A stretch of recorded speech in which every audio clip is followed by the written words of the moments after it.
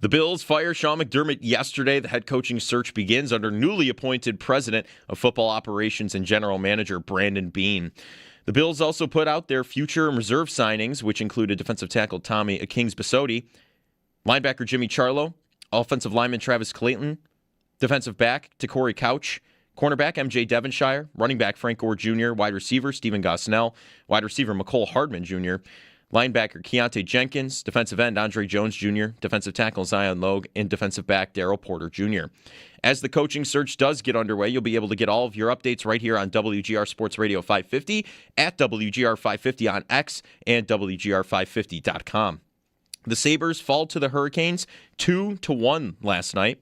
Nikishin to the high slot. Back to Nikishin. Big save by Luukkonen. Rebound to the far post. Luukkonen went diving after it, but he didn't have to make a save. It was blocked. Rasmus Dahlin scored the lone goal early in the game. They're back in action tonight in Nashville, taking on the Predators with puck drop set for 8 o'clock. And full play-by-play action will be right here tonight on WGR Sports Radio 550. Around the NFL, the Titans hired former 49ers defensive coordinator and Jets head coach Robert Saleh as their head coach. NFL Network's Tom Pelissero says he'd, quote, watch Broncos quarterbacks coach Davis Webb as a potential candidate for the Bills' head coaching vacancy. And NFL Network's Ian Rappaport is reporting the Chiefs are requesting an interview Bears running back coach Eric Bieniemy for their offensive coordinator vacancy, so familiar face possibly returning there. In the College Football National Championship, Indiana defeats Miami 27-21.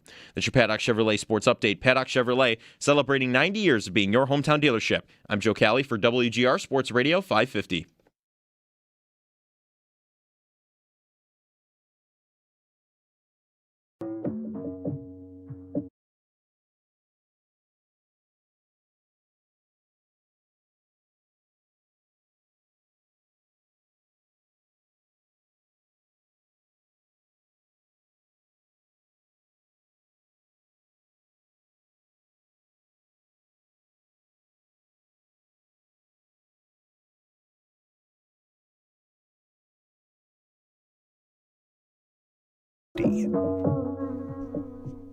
Great song, by the way. Yeah? Oh, Post Malone? Yeah. Wow. Mm-hmm. Listen, there were a lot of wows yesterday. Hey, everybody, good morning. It's, my day of the week clock is facing the wrong way. And yes, I am wondering what day of the week. Tuesday. They played on a Saturday. I don't know what day it is. Yeah. They played on a Saturday. The news cycle's got us all The coach got around. fired. We didn't do the normal thing. I had to turn my day of the week clock around. I don't know what day it is. The kids don't have school. Yep. I'm out of the, didn't have school yesterday. They don't have school today. Buffalo Public Schools are closed. It is frigid outside. I was going to say, is that because of the cold or is it supposed to snow again? I think both. Both? Yeah, I think both. It's supposed to It snow. is really cold. My Yeah. car said like 4 degrees. Real feel of -9. -9 Yeah. right now. So I believe it. yeah, it's cold. Jeremy and Joe, Jeremy White, Sneaky Joe, DiBiase. He's here for 2 hours and then off, getting out of here. Yeah. So, yeah. Not like forever. No. obviously. He's protesting. He's leaving. I'm going, Yes. oh, Captain, my Captain. I'm going down. I refuse. I will not do the show. Not anymore. Yeah. A wrong has been And it's tradition. Ryan Gates, right? When they picked Josh Allen, he walked out. Never He more. did. I mean, yeah. So well done. He made the national news. I know. It was very good. How many people have quit and made the national news in their jobs? Not many. Doug Marrone. Doug Marrone. There's another one. Yeah. So the Bills will begin a coach search, and we will hear from the GM at some point. I'm not sure when that press conference will be. He'll, of course, have to address everything, including the decision I want to say decision, but there's probably another word. How he was able to orchestrate a decision to do it. Mm-hmm. They didn't report vertically. Right. So Right. if you listened to us all year long, you heard a lot of us saying, I think there's a power struggle in there. And I said a lot of times, imagine that there's a secret election and someone's trying to win it. And it happened. Yeah. I didn't kind of anticipate it would come to a head and one person would win it this quickly. I thought they would just kind of have their differences and work through it. And I guess the relationship got soured so much that McDermott was making comments about the roster, which many people, I think, agreed with. Yep. And at the end of the day, Brandon Beane kind of finds a way to convince the owner that he's the one that should stay. And I don't know that there's really any other way to view it. Tim Graham wrote in The Athletic about that the GM has the owner's ear, and that's what happened. One guy found his way closer to the owner to say, it's him, he's the problem. I'm the one that's doing the good job, and Beane gets to stay. I just wonder what that sales pitch sounded like. Like, what basis would there be for, at least this season? You want to maybe look at it on a broader scope and say, you know what? It's been 9 years, 7 of them with this quarterback really being like a good playoff caliber quarterback at least, 6 of them with him being a superhero. 6 years with him being a superhero, and we have not even made it to the Super Bowl yet. We should try something different. Like, from a more broad scope, I guess, but you're a part of that too, right? Like, it'd be tough to separate yourself unless you were like, maybe you're standing on 13 seconds. Could be. As a reason why. That would be, I think, the way you'd have to approach it. Because if you were just going to look at whose fault it was that this season didn't result in a Super Bowl appearance, then I don't know how you target Sean McDermott and get away with that. I think this might have been his best coach season as Bills head coach. Unless you want to debate that between when they broke the drought, because that team didn't have much talent either. However, that team, turnover differential, right? And, they got some luck along the way. That team wasn't as good as this one. This one, I don't know, no one would look at that defense and say anybody should do more with what they had. And on offense, the areas in which they were talented, offensive line, super talented. One of the best lines in football. Running back. One of the most talented running backs in the league. They were the number 1 rush attack in the league. Okay, so the one area they did have talent, they were number 1. And then all the other areas where they really were lacking, I feel like they kind of met expectations or exceeded expectations in all other areas, given what the talent was. I think the sales pitch, if you were Brandon Beane, would have to come from all 9 years and not just this past season. Yeah. That's probably right. I have got other ideas. We can get this other person back, whoever it is, if it's going to be Brian Dable that comes back, if they're going to bring back Davis Webb, Clint Kubiak. Will they definitely go to an offensive mind? We all would like to think that. I want to think that, and I'm a little nervous as to whether they actually will. Yep. Or not. So, man, there's still a lot to get to. I mean, it happened in our show yesterday at, 9:20, 9:25? It was during the first segment, yeah. Yeah, of the 9 o'clock hour. Yeah. So, if you want to react to McDermott being fired, join us. I don't know if the Bills expected the reaction to be what it is. Maybe, maybe not.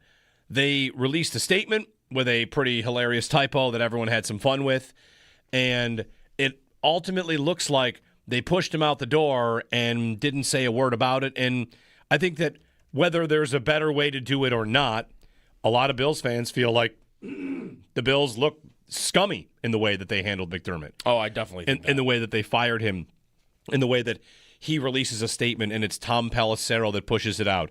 Right. And that there's no mention really of it at the website outside of Bills announced Sean McDermott's been relieved of his duties, and he's thanked for doing an admirable job. He did quite a bit for your organization. He was the head man that stopped your organization from being a joke, while you also drafted a superstar quarterback. Life as a Bills fan is very different from when it began, the Sean McDermott era, when it began. He broke the drought before Josh Allen. He broke the drought in part, a little bit of luck. Sure, a 9-7 season, whatever. But I think McDermott is respected by a lot of Bills fans, and the organization kind of looks like they did not treat him with perhaps the appropriate level of respect. If you want to say that would be difficult to do while firing him after a double-digit win season, I might grant that to you. Yeah. I don't know how you fire him with respect or with any sort of proper statement, but I would say that the way that they didn't isn't how you do that. I mean, it's probably a poor comparison because these guys have Super Bowls, but what about the way Harbaugh was let go? The owner said some things once he talked. Sure. But the way that their social media team played it and the way that they just really approached it in the media in general was very different. Yeah. I mean, even in New England, and I know Belichick had 6 Super Bowls and McDermott didn't even make one, so I know it's a critical difference. But there was total bad blood there between Robert Kraft and Bill Belichick, and you know what? Those two still put their big boy pants on and went to a podium and had a press conference about it. If I'm not mistaken, when the Sabres fired Lindy, they had a presser from the arena. And the reason that I remember that... Lindy had a press conference after he That's was what I'm fired. saying. Oh, yeah. Lindy had a press conference at the arena. In front of a black curtain. I remember it. Yeah. And I remember because the Harbor Center was about to be built and there was a fence around the Harbor Center, and someone had taken clear plastic Solo cups and spelled out, "Thank you, Lindy," in the chain link. I remember that, yeah. What a memory. We'll get some phone calls. We'll talk to you all day. We're going to talk to Paul Hamilton at 6:30 because the Sabres played yesterday amidst all this madness. We'll get a quick thought from Paul on the Sabres' loss to Carolina and a thought on, the Bills and what they've done here.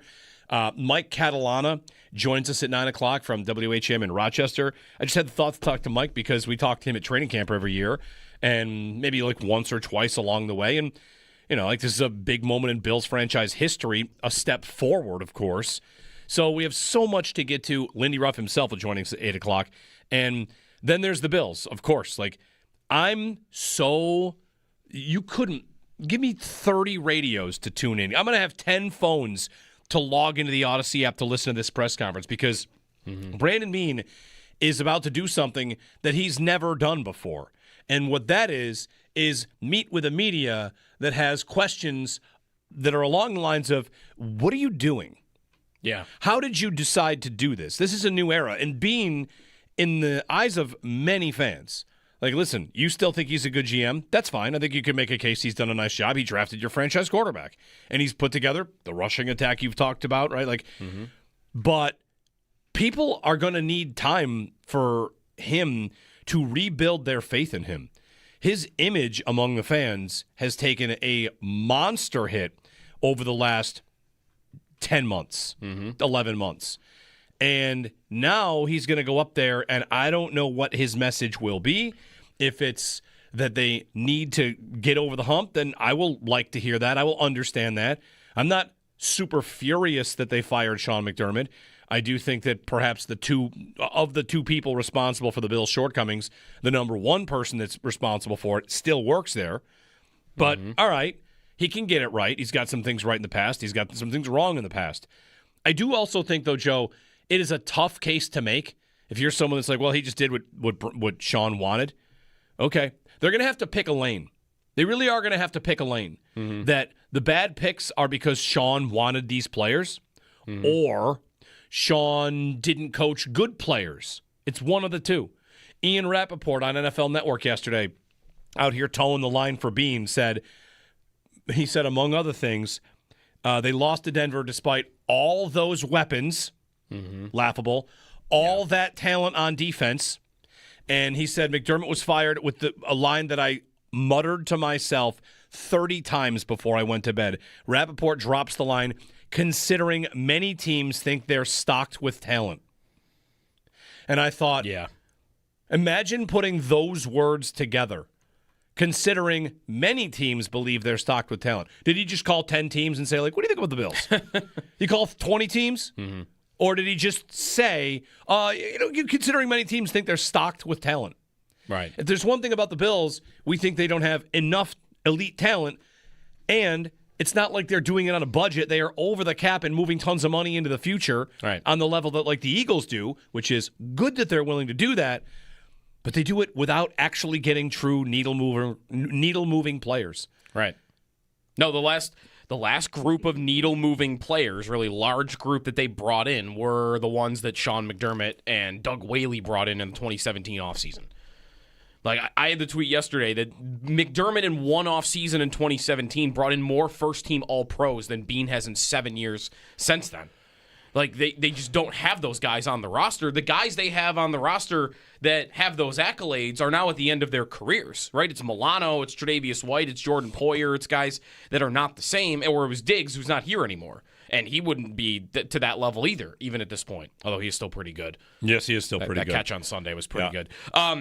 They don't have those guys at all, and I don't know what's the case there. Sean McDermott's the reason Greg Rousseau isn't an All-Pro. Like, Right. is that the answer? Is he's the reason that Kyrie Elam wasn't a better player, or that Keon Coleman wasn't a better player, or that, I mean, pick a guy on defense. Why isn't Cole Bishop actually was getting more results this year and maybe is tracking towards being an all-pro player at some point in his career. Terrell Bernard. Like, the reason Bernard wasn't better this year, that's McDermott. Like, what does that sound like? Right. It sounds like everything that went wrong ridiculous. was not my fault. Right. If a player was bad, it's A, because Sean wanted me to draft him, or B, I drafted him and Sean didn't coach him well enough. And if you aren't out there saying that, then you're acknowledging they don't have a lot of talent. That's simply put, right? Like, these are okay players, good players, that are not top of the position in their sport. I mean, the Broncos, who they played, what was the Pro Bowl comparison? It was like 2 versus 7. Yeah. Bills to Broncos. And the Broncos aren't the most star-studded team that I've ever seen. I mean, last year they played the Ravens. The Ravens had like 9 guys, and the Bills had 2. It's just Allen and Dawkins. Dawkins, again, a guy that predates Beane. Like, it's just, I don't know how anybody could argue that they're flush with talent. I don't think that they're terrible. No. I think they're more talented than a lot of teams, but give me a break if you think they're anything near the top of the league in terms of talent level. 803-0550. It's a line for me to walk because I will eventually get to excited for the future with the right hire and maybe a shift in philosophy. But are the names you've seen are half or more that we would be excited about? The idea of Clint Kubiak, to me, sounds like a good idea. I don't know what the other names will be. Like Davis Webb, right. I have concerns. Peter Schrager flat out called Davis Webb Josh Allen's best friend. Mm-hmm. Can your best friend be your head coach? That's tough. Brian Daboll coming back, I don't know. I liked Brian Daboll's time as this offense, as how he ran this offense. Yep. But I kind of don't know. But I'm eager to hear what Beane has to say. Beane doesn't like to take any L's. He doesn't take an L. Will he take an L on his roster this year? Because he should take an L on the roster. But I can't imagine. We all know it was his loss. You blew it. You blew it.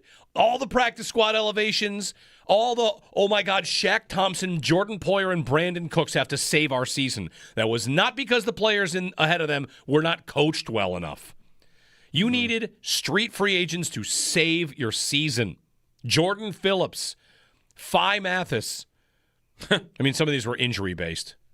Not all of them. Not all of them in the slightest. I mean, receiver is more so in part to me because Keon Coleman couldn't be a professional football player for a year. And are we really going to sit here and say like, oh, well, Beane just picked who he was told? Yeah, I don't buy that. You just like try to figure out how you would get to a person wins a power struggle, and the case is, well, I just did what I was told. Like those two things don't really match. Right. Now, again, it can be successful going forward. I will pick them to be a playoff team next year, probably. The offseason is going to be huge. But the offseason starts with hiring the right coach, and who knows where they're going to go. The players feel pretty down about it seemed too. Like everyone that posted was. I appreciate that, and I feel a little down about it myself. But Tomlin got fired, and all their players are like, I can't believe that guy got fired.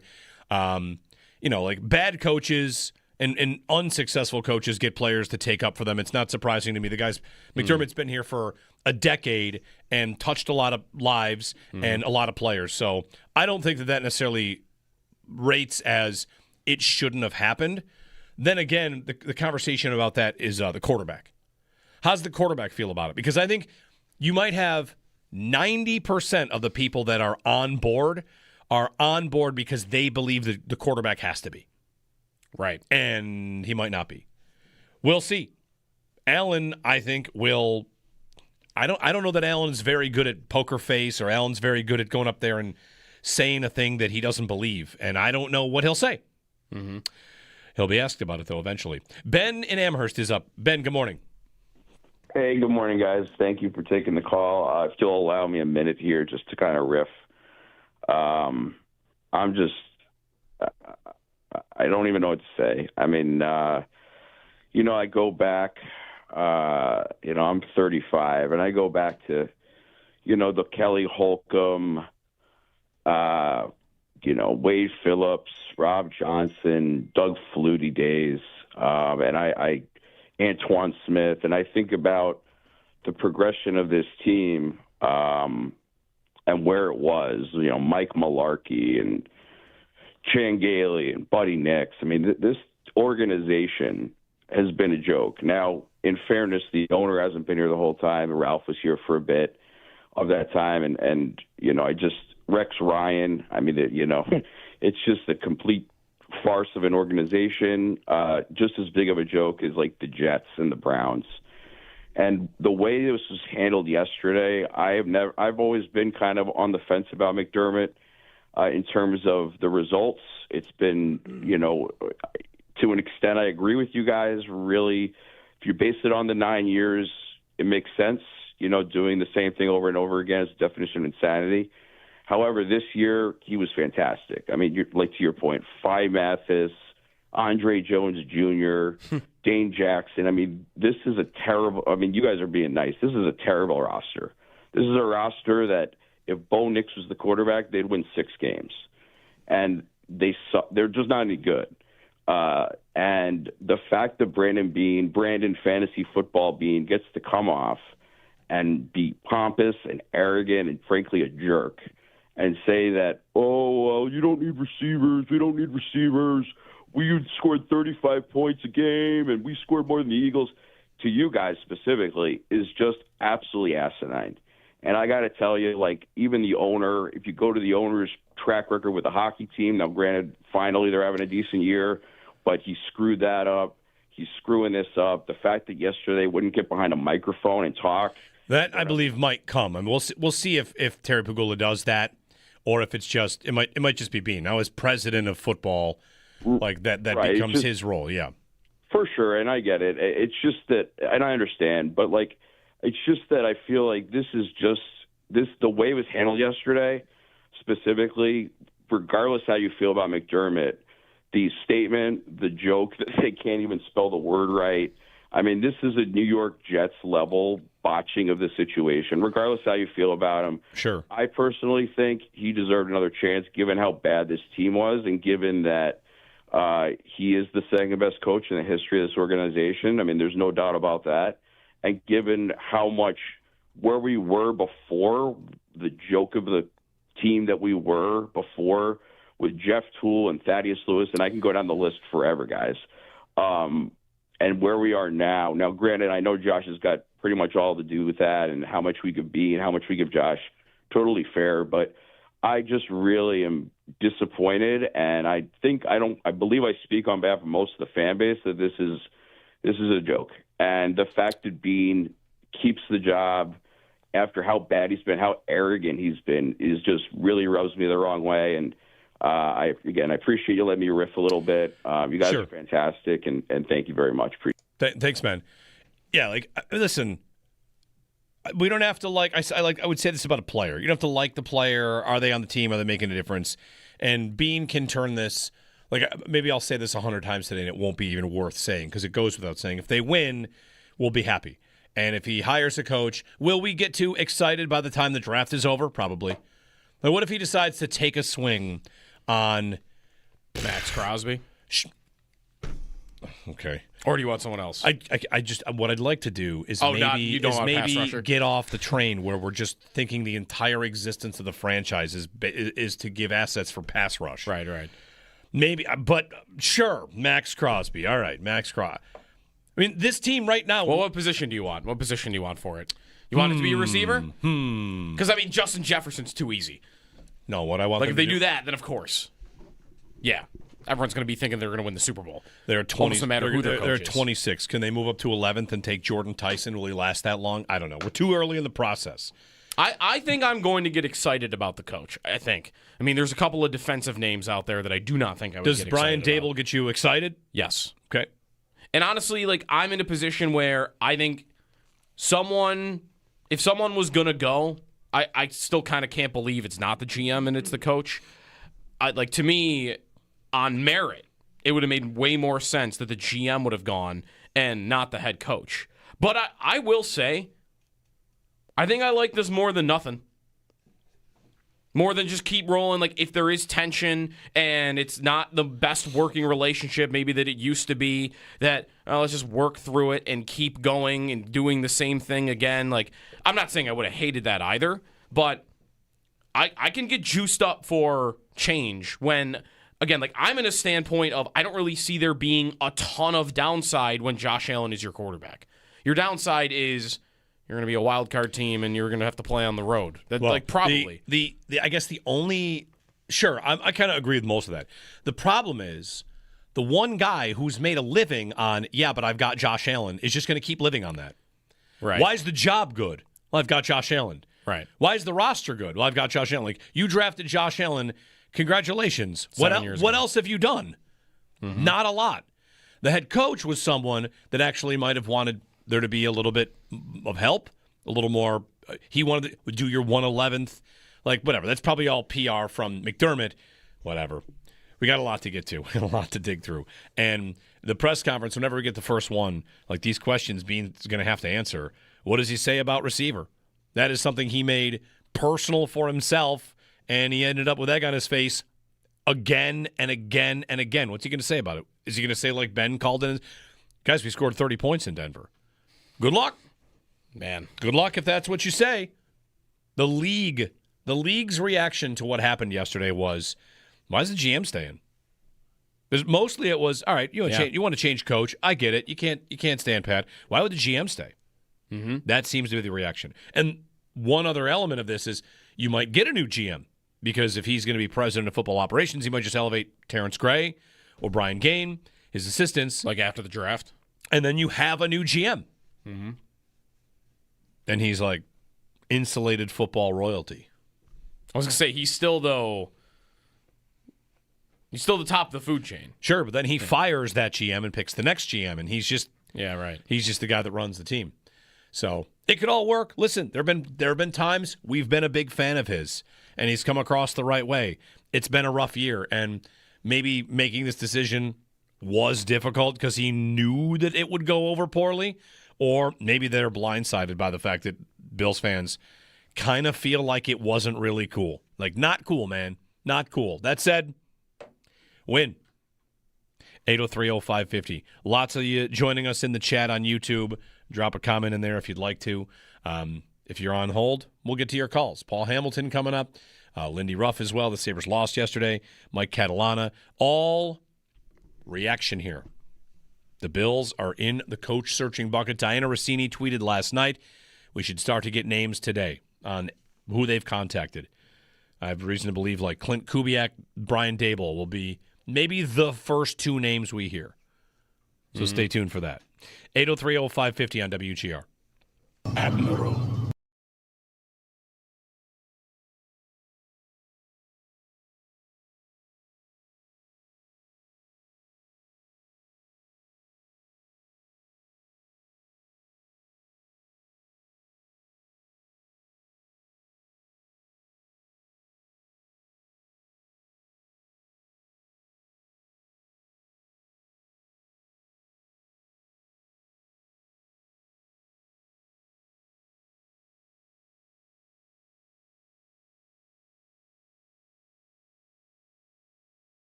At the end of the day, Brandon Beane kind of finds a way to convince the owner that he's the one that should stay.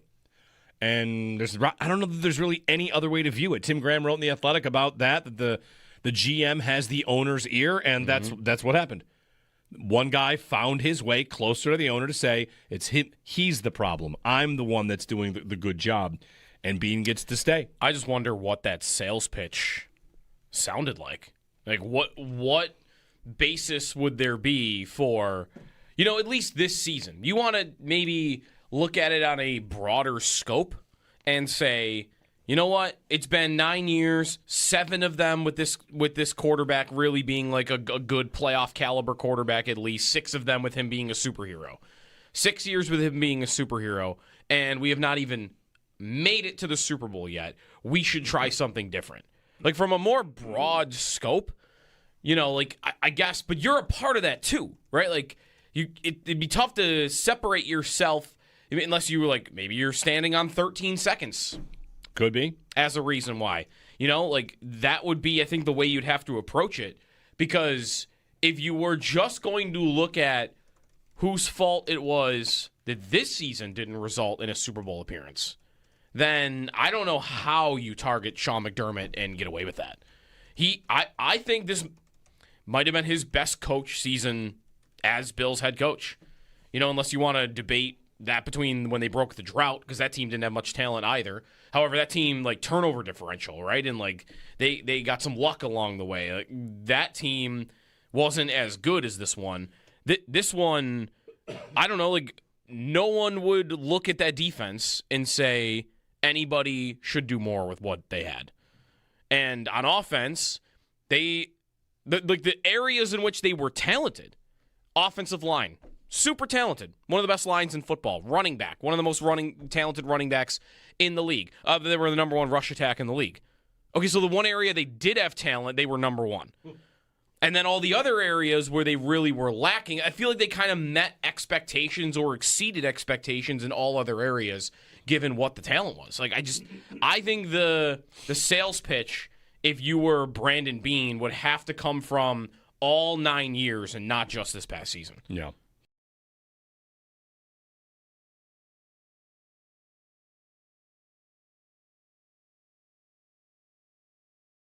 But I'm eager to hear what Beane has to say. Beane doesn't like to take any L's. He doesn't take an L. Will he take an L on his roster this year? Because he should take an L on the roster. But I can't imagine. We all know it was his loss. You blew it. You blew it.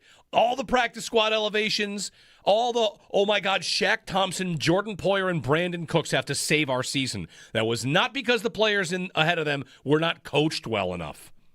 You needed street free agents to save your season. Jordan Phillips, Phi Mathis.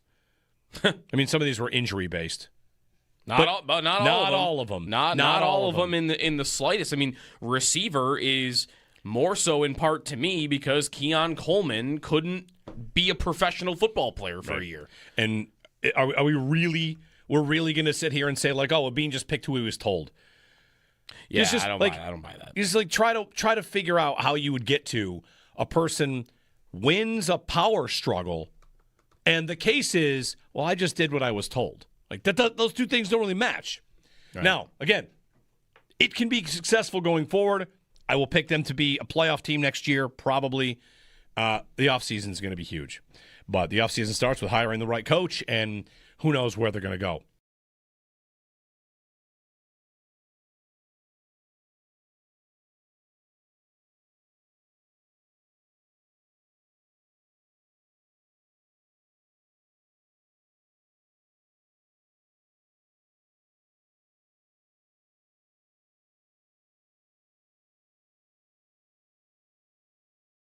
The Bills fire Sean McDermott yesterday. Head coaching search begins under newly appointed president of football operations and general manager Brandon Beane.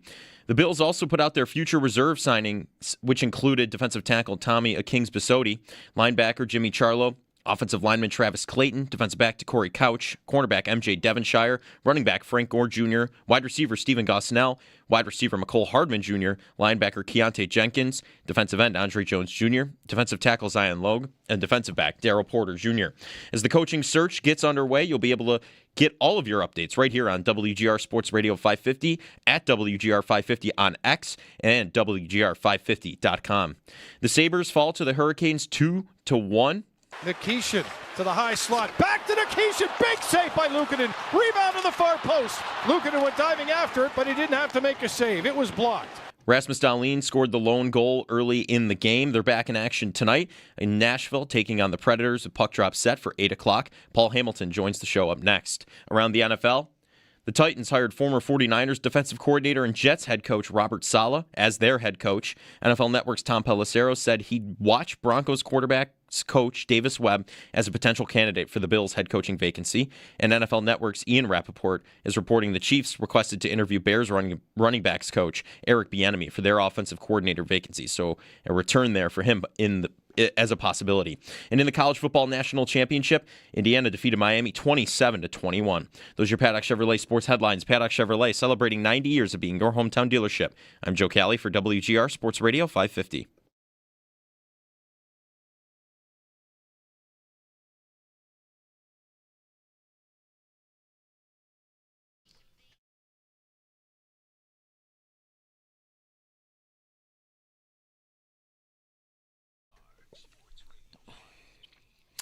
We're talking lots about the Bills' decision to fire head coach Sean McDermott, and joining us on the Worcester Hotline, a man that covers the other team owned by Terry Pegula, the Buffalo Sabres. We'll get his thoughts on the firing and a quick recap of yesterday afternoon's Sabres loss to Carolina. They lost in a game that the opposing goalie, who you'd never heard of, frustrated them greatly. Paul, good morning. How are you today? Good morning, guys. How are you?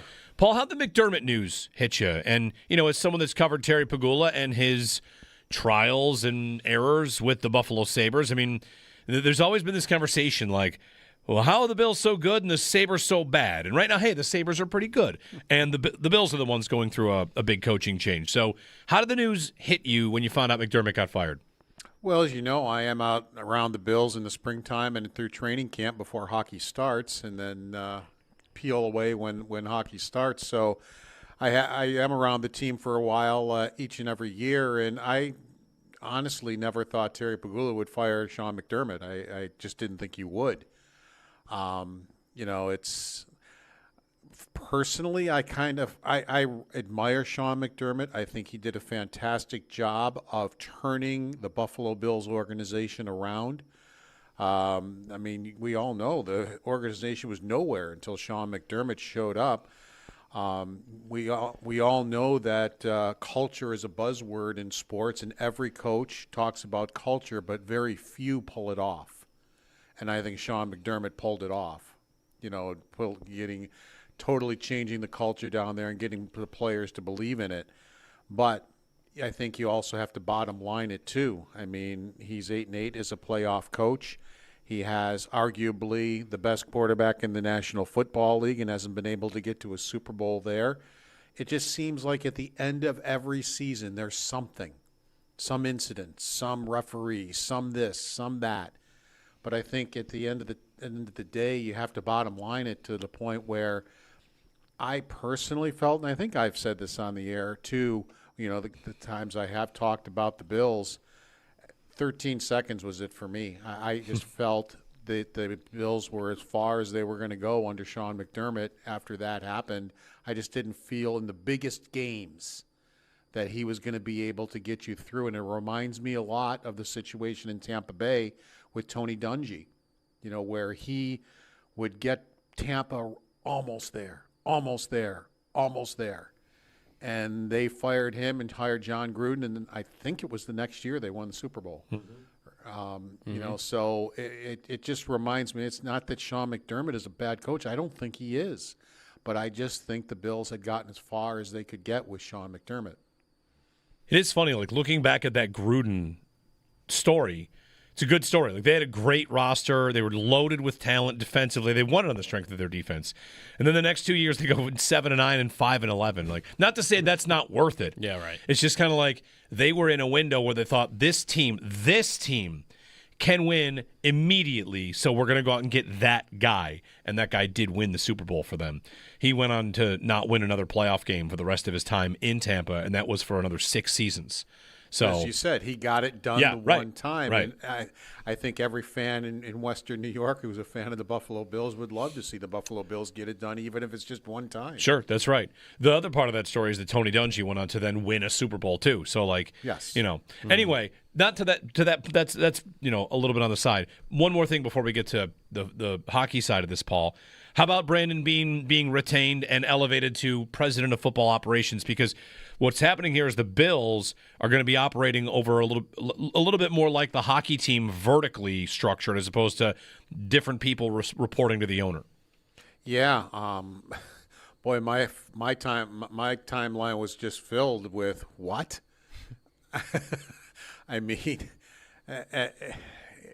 he did not put together a great roster. I just don't think there's any question about that.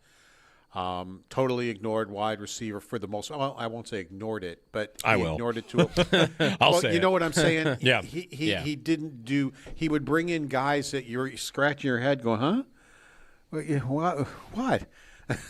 And really, to me, of these marginal guys he would bring in, the only one that I think worked out, he played really well here, didn't ever put shoes on, and then took off for the New England Patriots. I mean, Hollins, I think, really was the only one that came through. The other ones, you're just scratching your head going, what are you doing here? And, even the draft. I mean, that almost should have gotten him fired there. Did you do your homework on Keon Coleman? I mean, I know you did, but did you? Apparently not. I mean, you left two other wide receivers. The Chargers take McConkey with the next pick. You didn't take Worthy. You made a trade. And I'm almost speechless talking about that. Yep. And then the defensive line stuff is just well documented. Von Miller, I guess you can't predict injuries. No, I still like that move. It was a risk, but the amount of assets over 7 years, Paul, they poured into it and not gotten results. Yeah. With Von Miller, but it didn't work. And Bosa, in my mind, didn't work. Yeah, Bosa would put pressure on the quarterback at times, but I think they wanted more than just pressure on the quarterback, when that signing came. So, yeah, I don't disagree with what they did with Sean McDermott, but I do disagree with what they've done here with Brandon Beane. Paul, the Sabres game happened in the cloud of all this news breaking, so give everyone a quick recap. They lost to Carolina. They always lose in Carolina, but maybe they, for the first time in a long time in Carolina, deserved to win? Yeah, 2016 we're talking about in Carolina. They just can't seem to win there. But yeah, they absolutely got goalied. I know they only had 18 shots, but a lot of those shots were grade A opportunities. Quite honestly, I think Tage Thompson played just as well yesterday in Carolina as he did in that 5-point performance against Montreal. He just couldn't get the puck to go in the net. I mean, he would produce chance after chance after chance, and they were great chances. And he just couldn't get it by Brandon Bussey, and who, by the way, Carolina got on waivers from Florida. Florida signed him as a free agent, never had played in the National Hockey League at age 27. He was in the Bruins organization when Florida signed him, and then they put him on waivers to put, just kind of like Ellis, to put him down in the minors, and Carolina takes him, and it's like, okay, he's 18-3-1. What? I mean, okay, and he was every bit as good, and Luukkonen was good yesterday too. Luukkonen in the first period, because this is in the last 40 minutes. I'm talking about how well the Sabres played. First period, they didn't play very well at all. Luukkonen had to stop 2 breakaways by former Sabres, Hall and Robinson, and he made some good saves too. But I mean, he didn't have to make the type of saves all game long or in the last 40 minutes like Bussey had to make. So the Sabres put the pressure on him, and they just couldn't get the puck by him enough to be able to get any points out of that hockey game.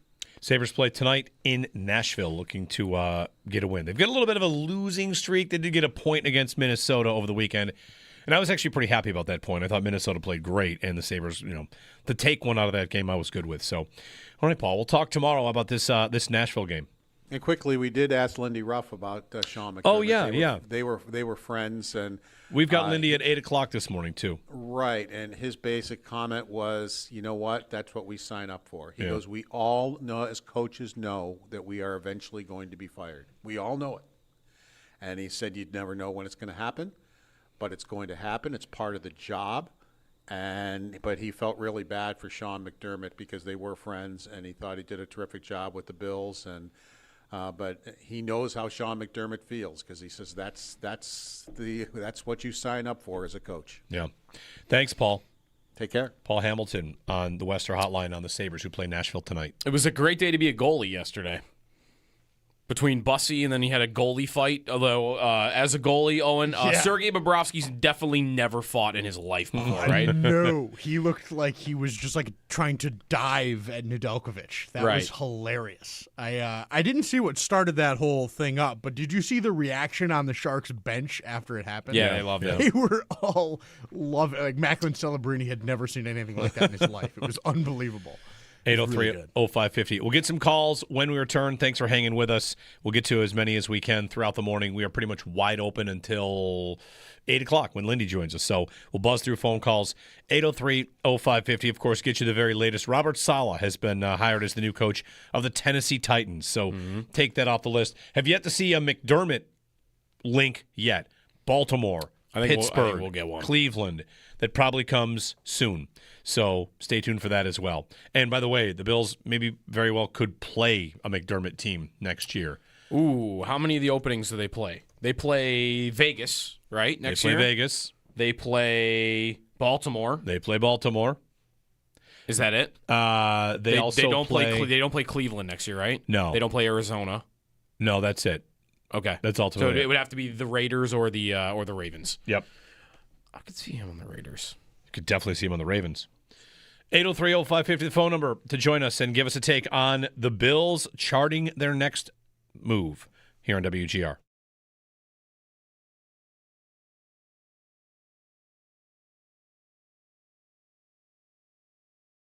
At the end of the day, Brandon Beane kind of finds a way to convince the owner that he's the one that should stay. And I don't know that there's really any other way to view it. Tim Graham wrote in The Athletic about that the GM has the owner's ear, and that's what happened. One guy found his way closer to the owner to say, it's him, he's the problem. I'm the one that's doing the good job, and Beane gets to stay. I just wonder what that sales pitch sounded like. Like, what basis would there be for, at least this season? You want to maybe look at it on a broader scope and say, you know what? It's been 9 years, 7 of them with this quarterback really being like a good playoff caliber quarterback at least, 6 of them with him being a superhero. 6 years with him being a superhero, and we have not even made it to the Super Bowl yet. We should try something different. Like, from a more broad scope, I guess, but you're a part of that too, right? Like, it'd be tough to separate yourself unless you were like, maybe you're standing on 13 seconds. Could be. As a reason why. That would be, I think, the way you'd have to approach it. Because if you were just going to look at whose fault it was that this season didn't result in a Super Bowl appearance, then I don't know how you target Sean McDermott and get away with that. I think this might have been his best coach season as Bills head coach. Unless you want to debate that between when they broke the drought, because that team didn't have much talent either. However, that team, turnover differential, right? And, they got some luck along the way. That team wasn't as good as this one.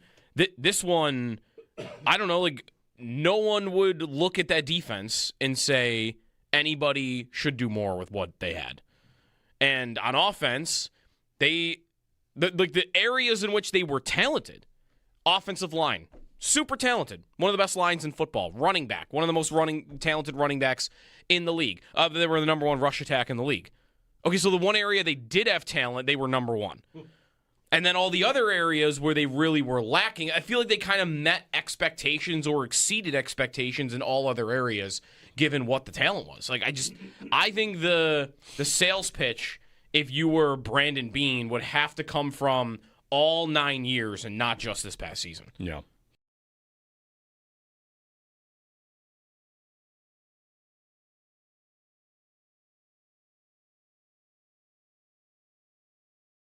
Paul, the Sabres game happened in the cloud of all this news breaking, so give everyone a quick recap. They lost to Carolina. They always lose in Carolina, but maybe they, for the first time in a long time in Carolina, deserved to win?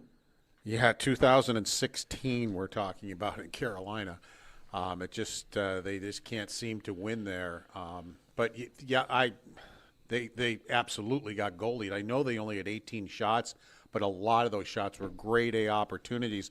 Quite honestly, I think Tage Thompson played just as well yesterday in Carolina as he did in that 5-point performance against Montreal. He just couldn't get the puck to go in the net. I mean, he would produce chance after chance after chance, and they were great chances. And he just couldn't get it by Brandon Bussey, and who, by the way, Carolina got on waivers from Florida. Florida signed him as a free agent, never had played in the National Hockey League at age 27. He was in the Bruins organization when Florida signed him, and then they put him on waivers to put, just kind of like Ellis, to put him down in the minors. And Carolina takes him, and it's like, okay, he's 18-3-1. What? I mean, okay. and you know, and he was every bit as good. And Luukkonen was good yesterday, too. Luukkonen in the first period, because this is in the last 40 minutes, I'm talking about how well the Sabres played. First period, they didn't play very well at all. Luukkonen had to stop 2 breakaways by former Sabres, Hall and Robinson, and he made some good saves, too. But, I mean, he didn't have to make the type of saves all game long or in the last 40 minutes like Bussy had to make. So the Sabres put the pressure on him, and they just couldn't get the puck by him enough to be able to get any points out of that hockey game.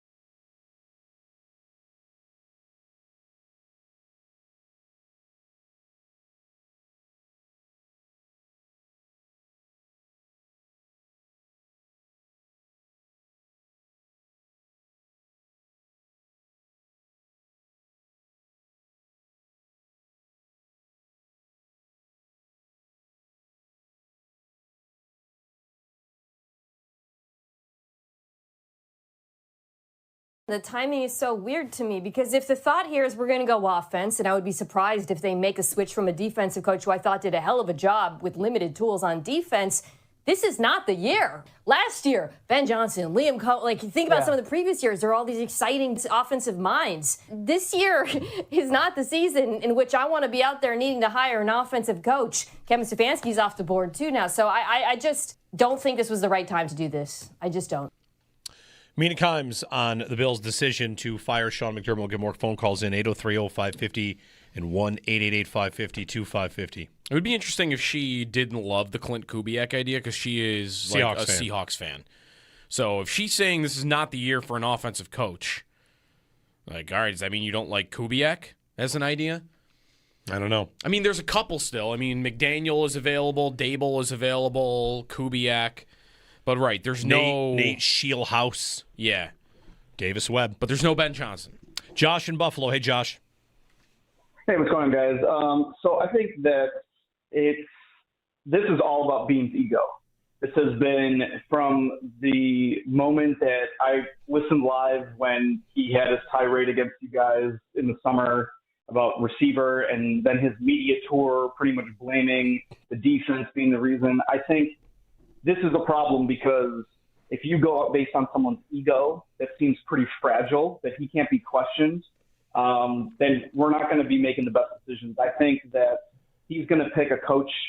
Like, it'd be great to get a Kubiak or, the Rams guy, but I think he's going to get a coach that's a yes man and that just does what he wants. And because Terry has no clue what to do, I think it's going to be, we talk about like wasting Allen's prime years. I think that unless the coach is amazing, we're going to really feel it. And it's just really disheartening that someone can't be questioned.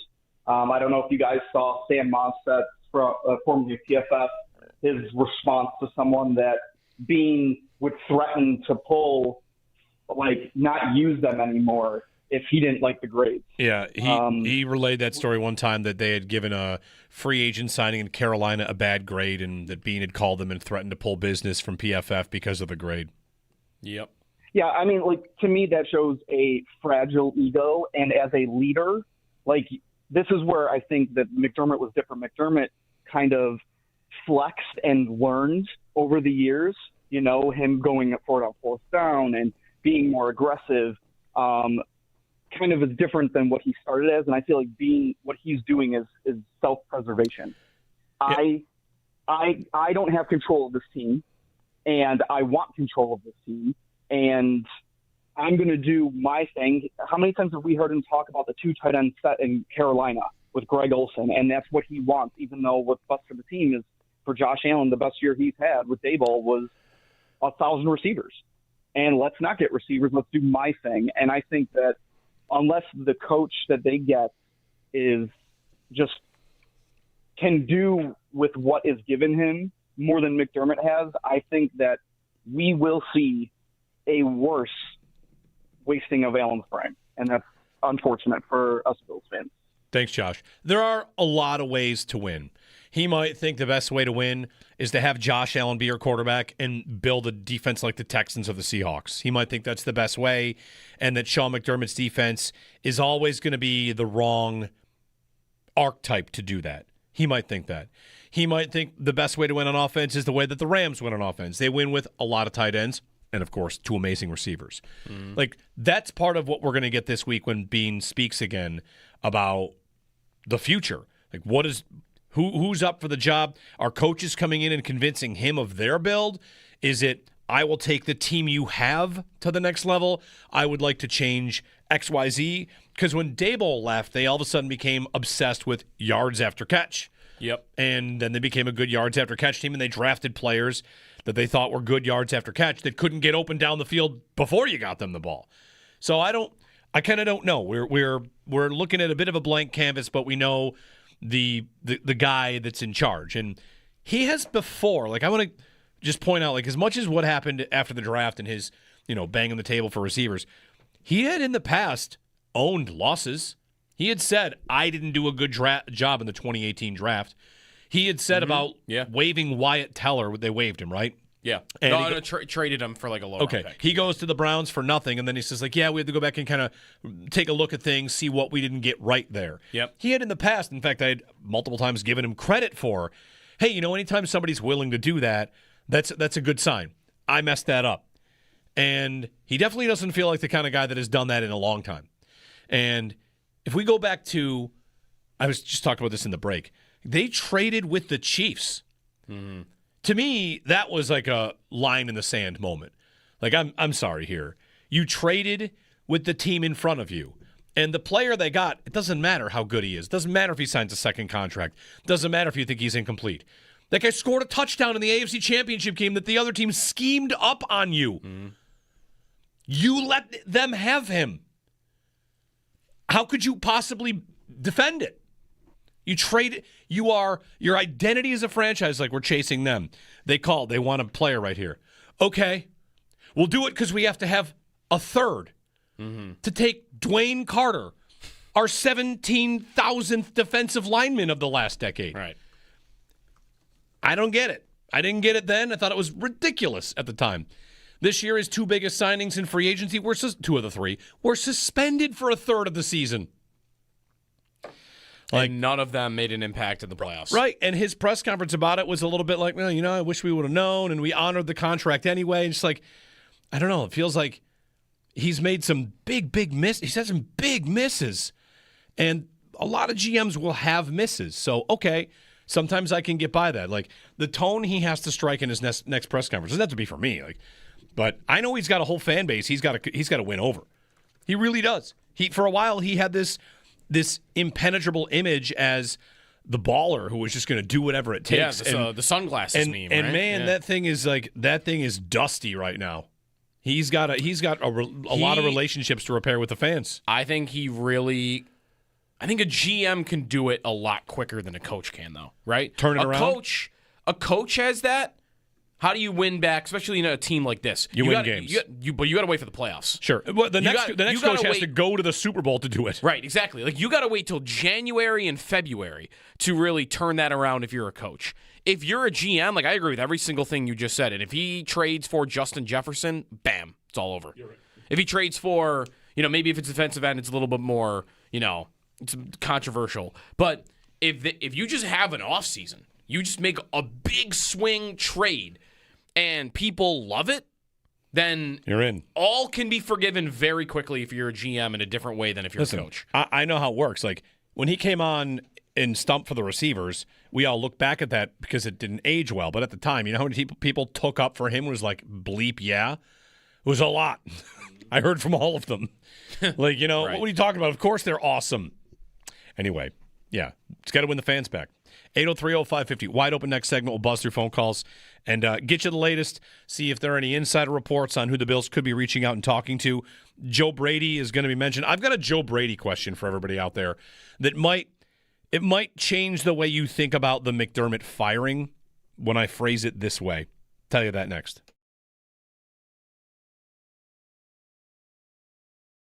Paul, the Sabres game happened in the cloud of all this news breaking, so give everyone a quick recap. They lost to Carolina. They always lose in Carolina, but maybe they, for the first time in a long time in Carolina, deserved to win? Yeah, 2016 we're talking about in Carolina. It just they just can't seem to win there. But yeah, they absolutely got goalied. I know they only had 18 shots, but a lot of those shots were grade A opportunities. Quite honestly, I think Tage Thompson played just as well yesterday in Carolina as he did in that 5-point performance against Montreal. He just couldn't get the puck to go in the net. I mean, he would produce chance after chance after chance, and they were great chances. And he just couldn't get it by Brandon Bussey, and who, by the way, Carolina got on waivers from Florida. Florida signed him as a free agent. Never had played in the National Hockey League at age 27. He was in the Bruins organization when Florida signed him, and then they put him on waivers to put, just kind of like Ellis, to put him down in the minors. And Carolina takes him, and it's like, okay, he's 18-3-1. What? I mean, okay. and you know, and he was every bit as good. And Luukkonen was good yesterday, too. Luukkonen in the first period, because this is in the last 40 minutes I'm talking about how well the Sabres played. First period, they didn't play very well at all. Luukkonen had to stop 2 breakaways by former Sabres, Hall and Robinson, and he made some good saves, too. But, I mean, he didn't have to make the type of saves all game long or in the last 40 minutes like Bussey had to make. So the Sabres put the pressure on him, and they just couldn't get the puck by him enough to be able to get any points out of that hockey game.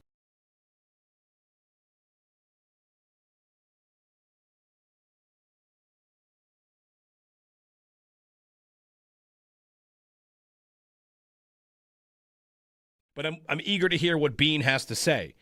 Beane doesn't like to take any L's. He doesn't take an L. Will he take an L on his roster this year? Because he should take an L on the roster. But I can't imagine. We all know it was his loss. You blew it. You blew it. All the practice squad elevations, all the, oh my God, Shaq Thompson, Jordan Poyer, and Brandon Cooks have to save our season. That was not because the players ahead of them were not coached well enough. You needed street free agents to save your season. Jordan Phillips, Phi Mathis. I mean, some of these were injury-based. Not all of them. Not all of them in the slightest. I mean, receiver is more so in part to me because Keon Coleman couldn't be a professional football player for a year. And are we really going to sit here and say like, oh, Beane just picked who he was told? Yeah, just, I don't buy that. You just like try to figure out how you would get to a person wins a power struggle, and the case is, well, I just did what I was told. Like those two things don't really match. Right. Now, again, it can be successful going forward. I will pick them to be a playoff team next year, probably. The offseason is going to be huge. But the offseason starts with hiring the right coach, and who knows where they're going to go.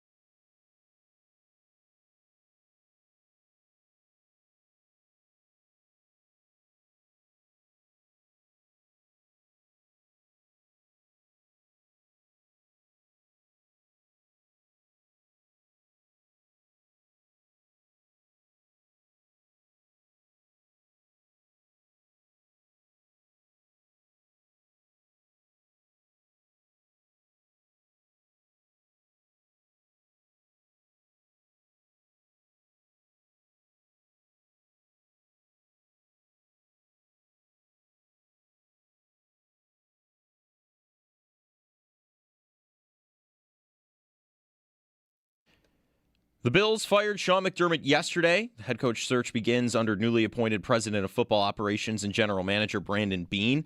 The Bills also put out their future reserve signings, which included defensive tackle Tommy Kings-Bisotti, linebacker Jimmy Charlo, offensive lineman Travis Clayton, defensive back Corey Couch, cornerback MJ Devonshire, running back Frank Gore Jr., wide receiver Stephen Gosnell, wide receiver McCole Hardman Jr., linebacker Keontae Jenkins, defensive end Andre Jones Jr., defensive tackle Zion Logue, and defensive back Darryl Porter Jr. As the coaching search gets underway, you'll be able to get all of your updates right here on WGR Sports Radio 550, at WGR 550 on X, and WGR550.com. The Sabres fell to the Hurricanes 2-1 in yesterday's matchup. Svechnikov coming off his fourth career regular season hat trick. Meanwhile, the counter by Dahlin scores! Down the right side, the captain snaps it past Bussey. It's 1-0 Buffalo. Great start on the road here in Carolina. Rasmus Dahlin scored the lone goal early in the game. They're back in action tonight on a quick turnaround in Nashville, taking on the Predators with puck drop set for 8 o'clock. Around the NFL, the Titans hired former 49ers defensive coordinator and Jets head coach Robert Saleh as their head coach. NFL Network's Tom Pelissero said he'd watched the Broncos quarterbacks coach Davis Webb as a potential candidate for the Bills head coaching vacancy. And NFL Network's Ian Rappaport is reporting the Chiefs are requesting to interview Bears running backs coach Eric Bieniemy for their offensive coordinator vacancy. So a possible return there for him. And in the College Football National Championship, Indiana defeated Miami 27-21. It's your Paddock Chevrolet Sports Update. Paddock Chevrolet celebrating 90 years of being your hometown dealership. I'm Joe Cali for WGR Sports Radio 550.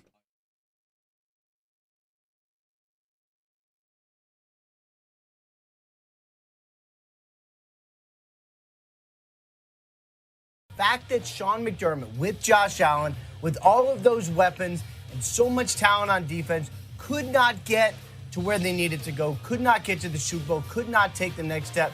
Certainly something that directly contributed to owner Terry Pagula making the decision today that Sean McDermott should be out. Now, make no mistake, this is something that has been weeks coming with Sean McDermott being the Buffalo head man for several seasons. My understanding is McDermott himself had some questions about how much talent the Bills had. I'm not sure that sat well in the building, considering most teams believe they are stocked full of talent. The Bills wanted a new leader. I'm not sure what wholesale changes there will be to what the Bills do, but they wanted a new leader, deciding that Sean McDermott was not the coach for them moving forward. Now it is a new day in Buffalo with no doubt one of the most coveted openings still unfilled, Judy. Most teams believe? Ian Rappaport. Hold on. Yes. Hi, good morning, Jeremy and Joe. Now that we're streaming, should we be doing, we're on the radio too, if you're listening there, hi. Yeah. Should we be doing more visual gags, visual bits? Because most teams, considering most teams believe this is a team stocked with talent, is worthy of drinks, water, spit take. Excuse me? Would you just poll the teams? They do? Is that like just, we're taking the every week when a reporter asks the other coach about the team, it's a good team. It's a good team over there. Is that what we're using to qualify? Most teams believe they're stocked with talent. Yeah, I just stocked. I've decided just to real quick go to the NFL's top 100. Imperfect, but let's just do that. How many players the Bills have make the top 100? Answer 3. You know who else had 3 players? Arizona has 3. The Falcons have 3. Mm-hmm. Bad teams. Bad teams. Yeah, bad teams. The Bengals have 4. The Browns have 2. The Cowboys have 2. The Broncos have 4. The Lions have 5, 6, 7. It's most teams believe this is a team stocked with talent. Listen, they got on what planet? They got some nice players, but holy cow, take a little off the statement. Take a little bit off of that one, maybe. We had a caller last segment that said this. That if Bo Nix was quarterbacking that team, they'd be like a 6-win football team. That's about how I feel about them. They would not be a playoff team without Allen. And you know what? Some of those Allen teams would be. I think. The ones with Diggs and the ones with Prime, Poyer, and Hyde and, Vaughn for half a season. There were some stock teams, I would say, over the past 9 years. And some of those probably would have been good, even if you didn't have the superhero quarterback. But, What do you think last year would have been if they had a league average quarterback? Don't make it a backup. Make it a league average starter. What are they?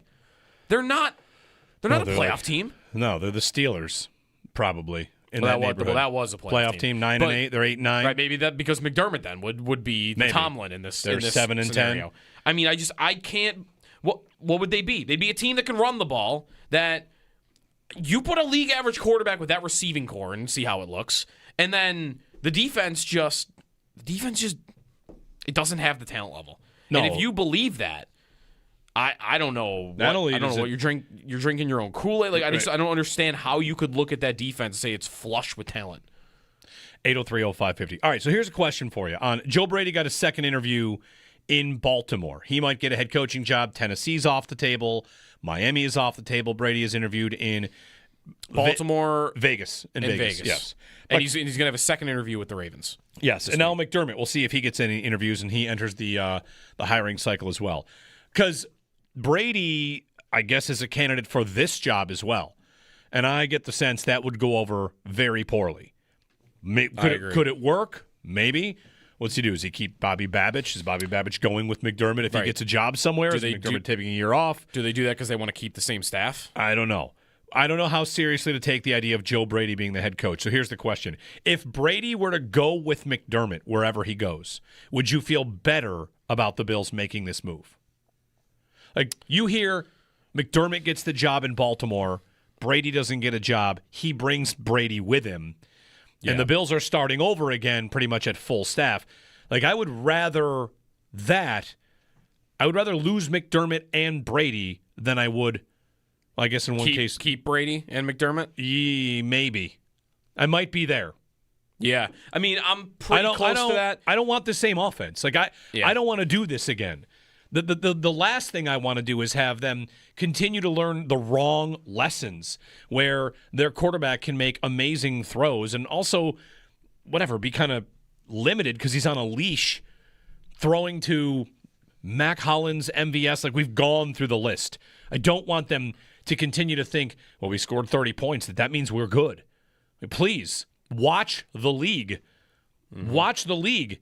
It's not just about how they have neglected one position. It's how they've neglected arguably the second most important position. Mm-hmm. So, your quarterback is getting hit along the way while that's happening all year long. You're running mesh concepts. Yep. You're constantly running bubble screens and hooking ladders to bail you out. You're asking him to extend plays. Like, I don't know. Is it crazy just to say, what if you did what a lot of other teams do and highly value a highly valuable position? Yeah. I mean, I don't see many outcomes where Brady is still here, right? Because I guess he could get the head coach job. He could just become their head coach. I think that's nuts, but maybe that's where we end up.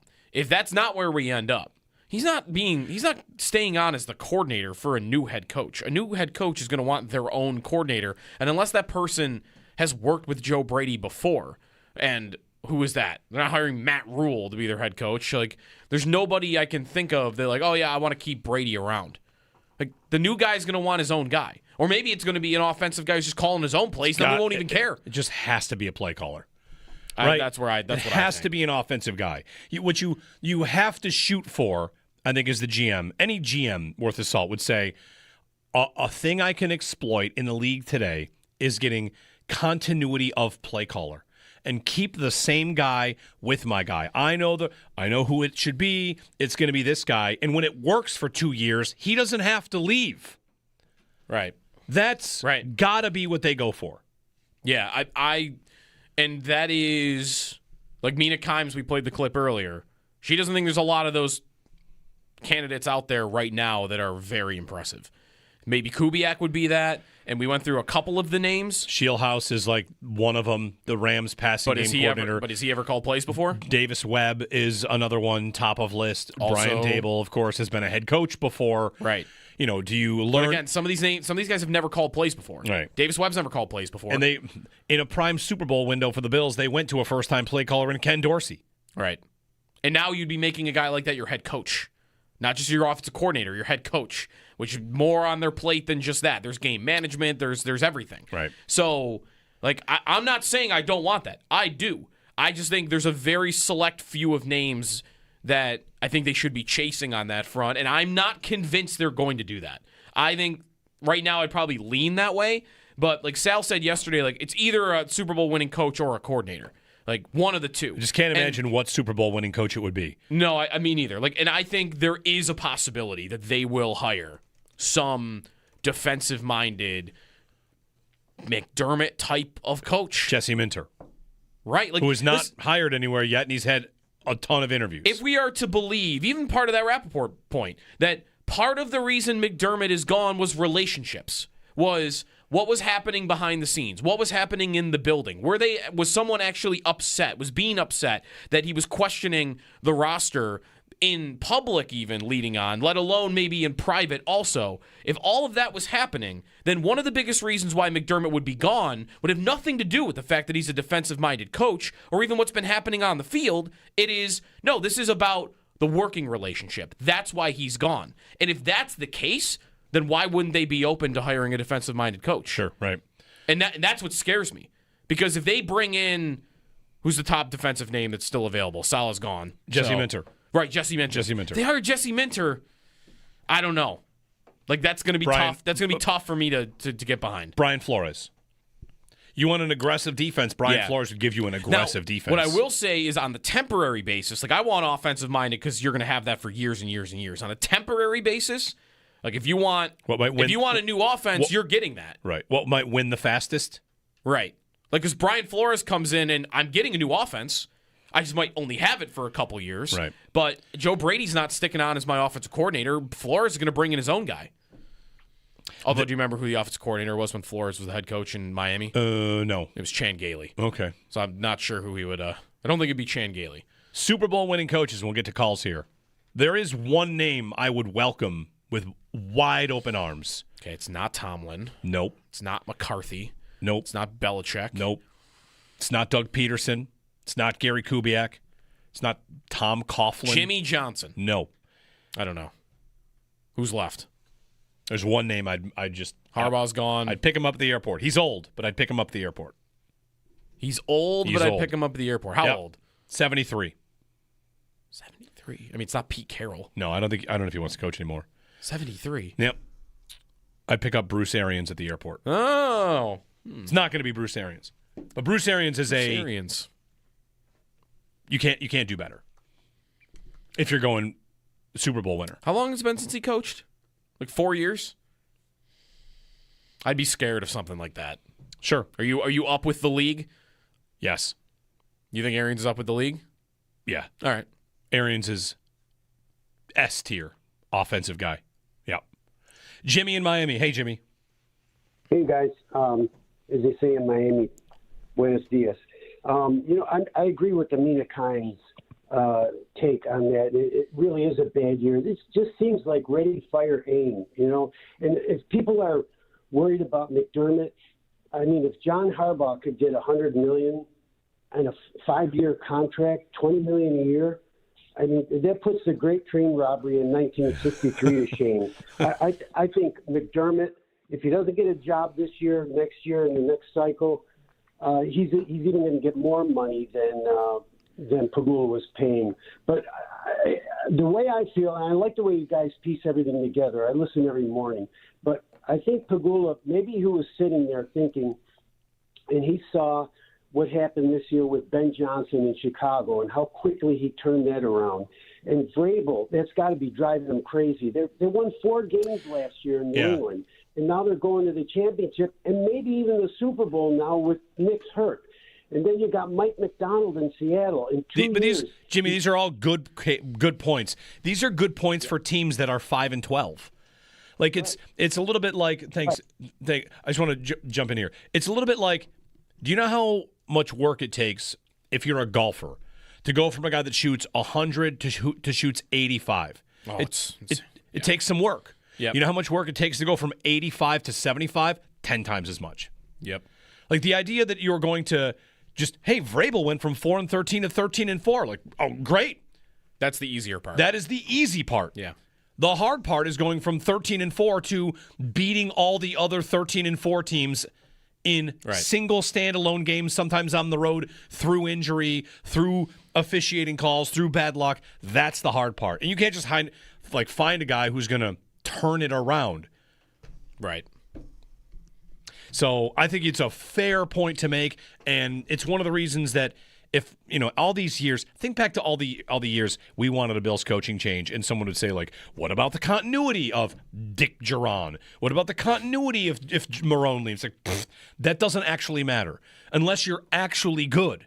Mm-hmm. And then, sure, you want to talk about culture and a guy that has a winning recipe or a winning formula. But to go from, listen, the Bills this year, I thought they were going to make the Super Bowl as the 6th seed in their worst regular season, and they ultimately didn't. So what does a turnaround look like? What if they go 11-6, but that wins the division? Is that better? They win fewer games, but they finish higher in their division. They go farther.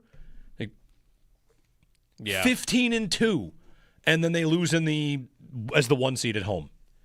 Were they better? It's not the same. Now you're the scratch golfer that's got to just beat the other scratch golfers. Yeah. You're not just trying to get better now. No, it's about your Fleetwood, and it's about winning. It's about winning an actual tournament. Right. It's no longer just you're one of the best. We all know you're one of the best, but go get a trophy. Right. Tommy Fleetwood's such a good call out there. Yeah. Right. I guess the 1 seed could be part of it too. They've never got it. They've never had it. But that is all just an exercise into what gives you the easiest path to make the Super Bowl. Because like you said, you win the 1 seed, you lose in the divisional round. Nobody's going to care that you had the 1 seed. Mm-hmm. The 1 seed's about getting to the Super Bowl. So yeah, I think that's where a new coach will come in, and it will be the immediate pressure that McDermott was also feeling, because at the same time, that coach now, you're tied to Beane. Well, maybe it's the same structure where, well, maybe not. If he's president of football operations, is this coach reporting to Brandon Beane? Maybe that's something he'll tell us in the press conference. But that'll feel different. Before it was McDermott over here, Beane over here. They're both reporting to Terry. Neither can fire each other, and they just kind of operate together, but they're in separate buckets. Right. Whereas now, I feel like whoever the next coach is, that's Beane's guy. That's Beane's guy, which means if you go through 2 more years where they have letdowns, maybe they don't win the division and they lose in the wild card round, or hell, maybe they miss the playoffs in one of those years, people are going to want Beane out. And if people want Beane out, the coach is going with him. I can't see many situations where Clint Kubiak is their head coach and they have 2 letdowns in a row, and everybody's going, well, fire Beane, but keep Kubiak. No. That guy is going with the GM eventually, if that's how it plays out. It's his guy. Right, and then it's going to be his guy.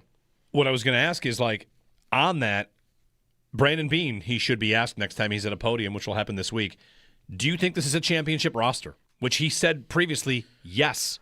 Yep. So you believe it's a championship roster. Did you fire your coach because you felt you should be in the championship with this roster? Or because you were miffed that he wouldn't say that it was a championship roster? Is that why he's fired? Is that possible? He didn't have the power to fire McDermott. No, but he might have had the power to convince someone to fire He only McDermott. convinced the person that would fire McDermott that he should fire McDermott. Right. 803-0550. More of your phone calls. Rob, Jimmy, Bill, Chris, Anthony, DJ, stick with us.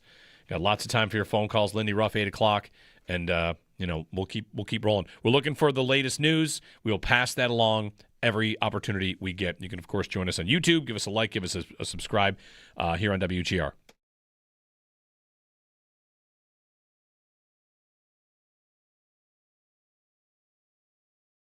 At the end of the day, Brandon Beane kind of finds a way to convince the owner that he's the one that should stay.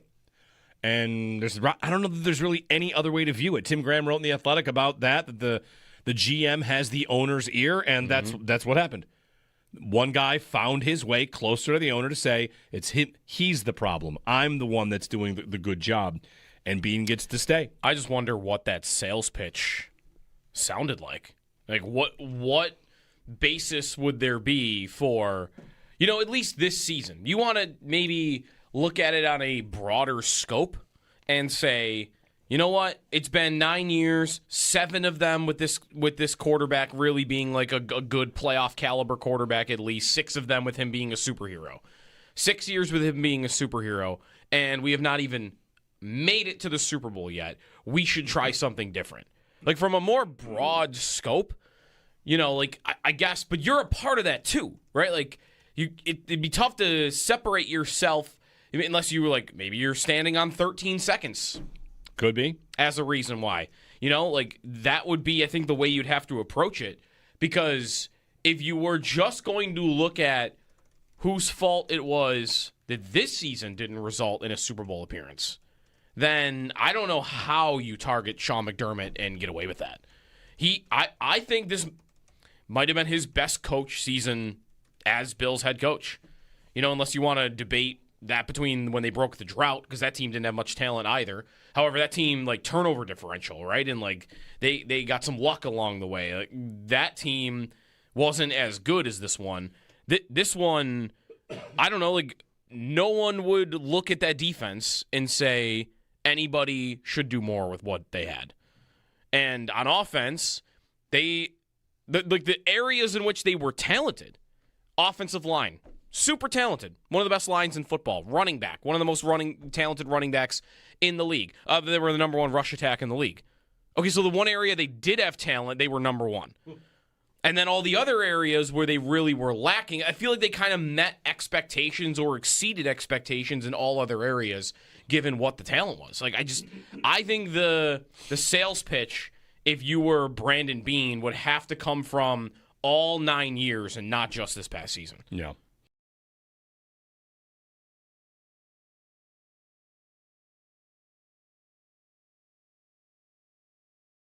He has before, I want to just point out, as much as what happened after the draft and his, but I'm eager to hear what Beane has to say.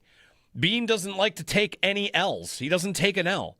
Will he take an L on his roster this year? Because he should take an L on the roster. But I can't imagine. We all know it was his loss. You blew it. You blew it.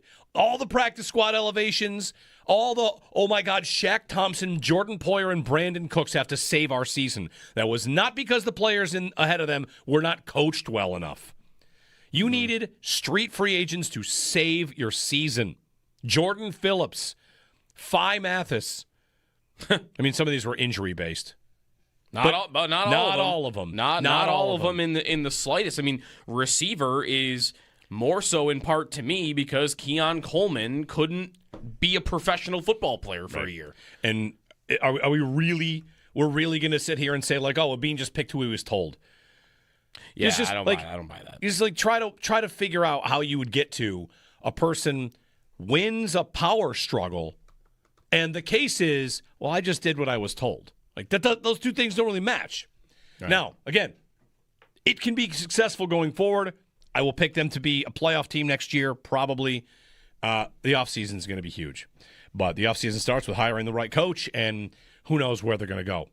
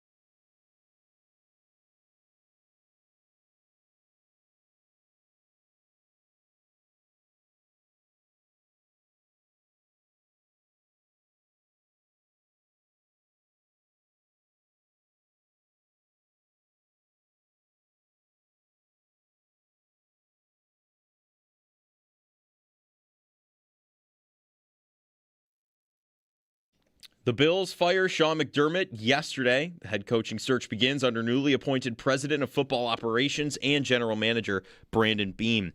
The Bills also put out their future reserve signings, which included defensive tackle Tommy Kings-Bisotti, linebacker Jimmy Charlo, offensive lineman Travis Clayton, defensive back to Corey Couch, cornerback M.J. Devonshire, running back Frank Gore Jr., wide receiver Stephen Gosnell, wide receiver McCole Hardman Jr., linebacker Keontae Jenkins, defensive end Andre Jones Jr., defensive tackle Zion Logue, and defensive back Darrell Porter Jr.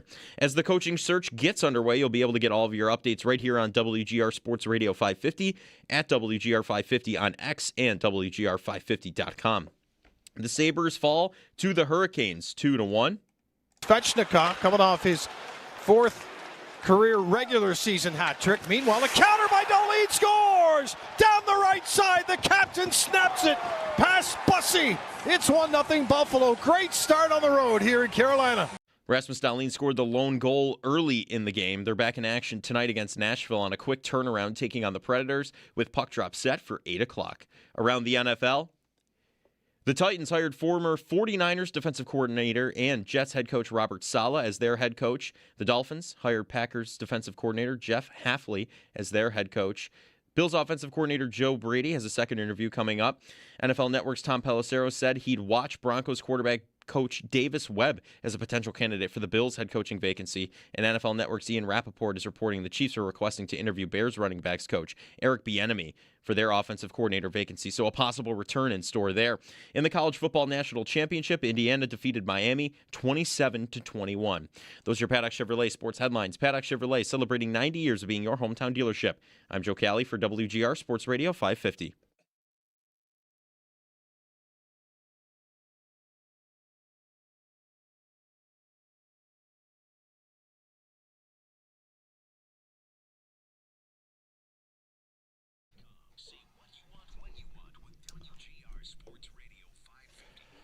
This is a great job. Starting in 2020 until today, they're second in the NFL in wins, first in points per game, first in point differential. A lot of it's Josh Allen. Maybe most of it's Josh Allen.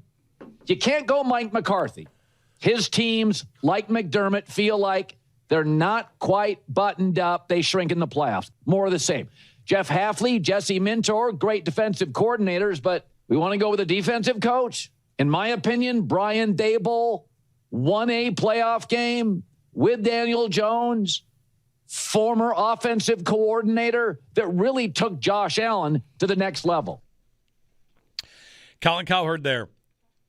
If they hired Daboll, I think it'd be somewhat popular. We'll see. It's funny. Like, we look back on Brian Daboll's time and like, well, there's a lot of controversy. People didn't like this or that. Like, I never had any problem. They passed the hell out of the ball.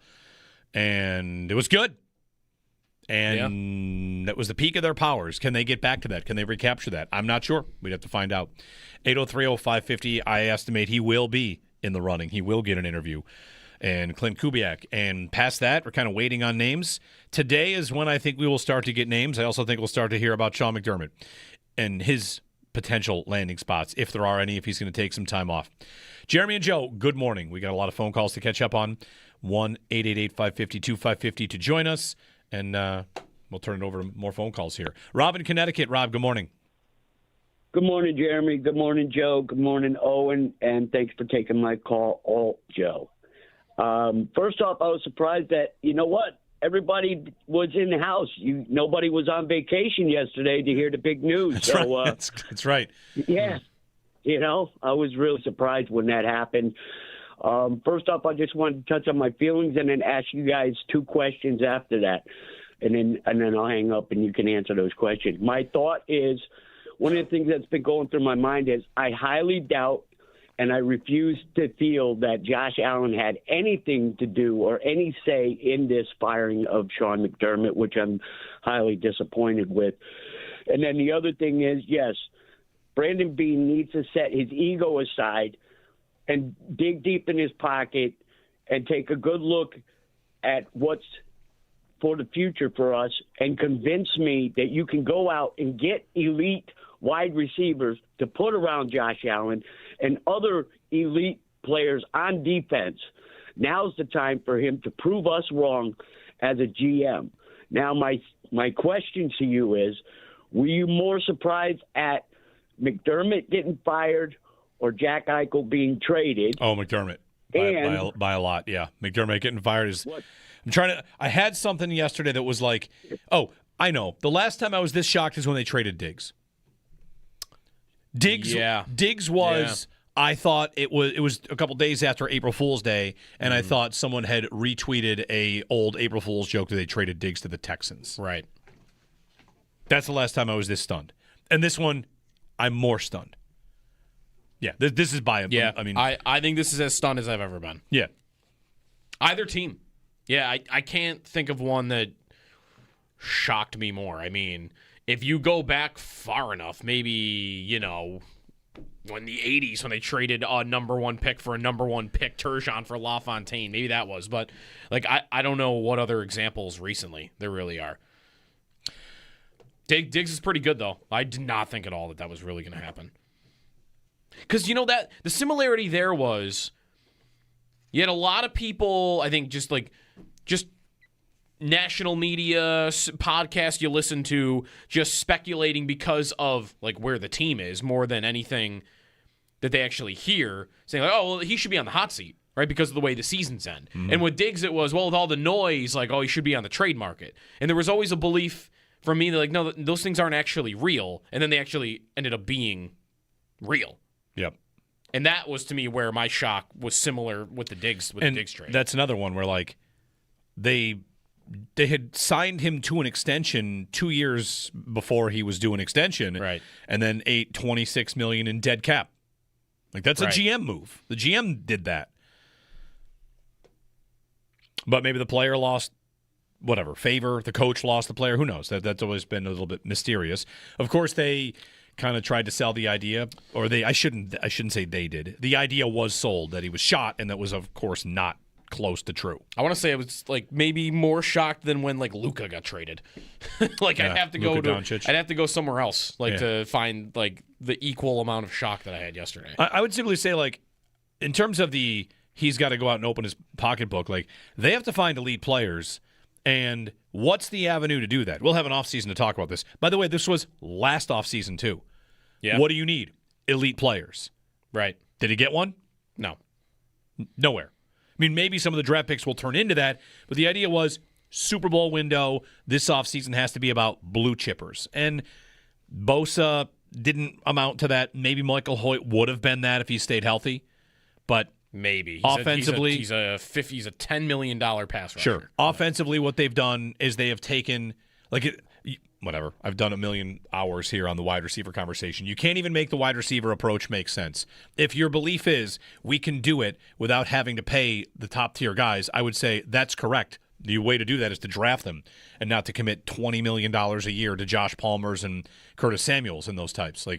You're paying a lot for very, very little.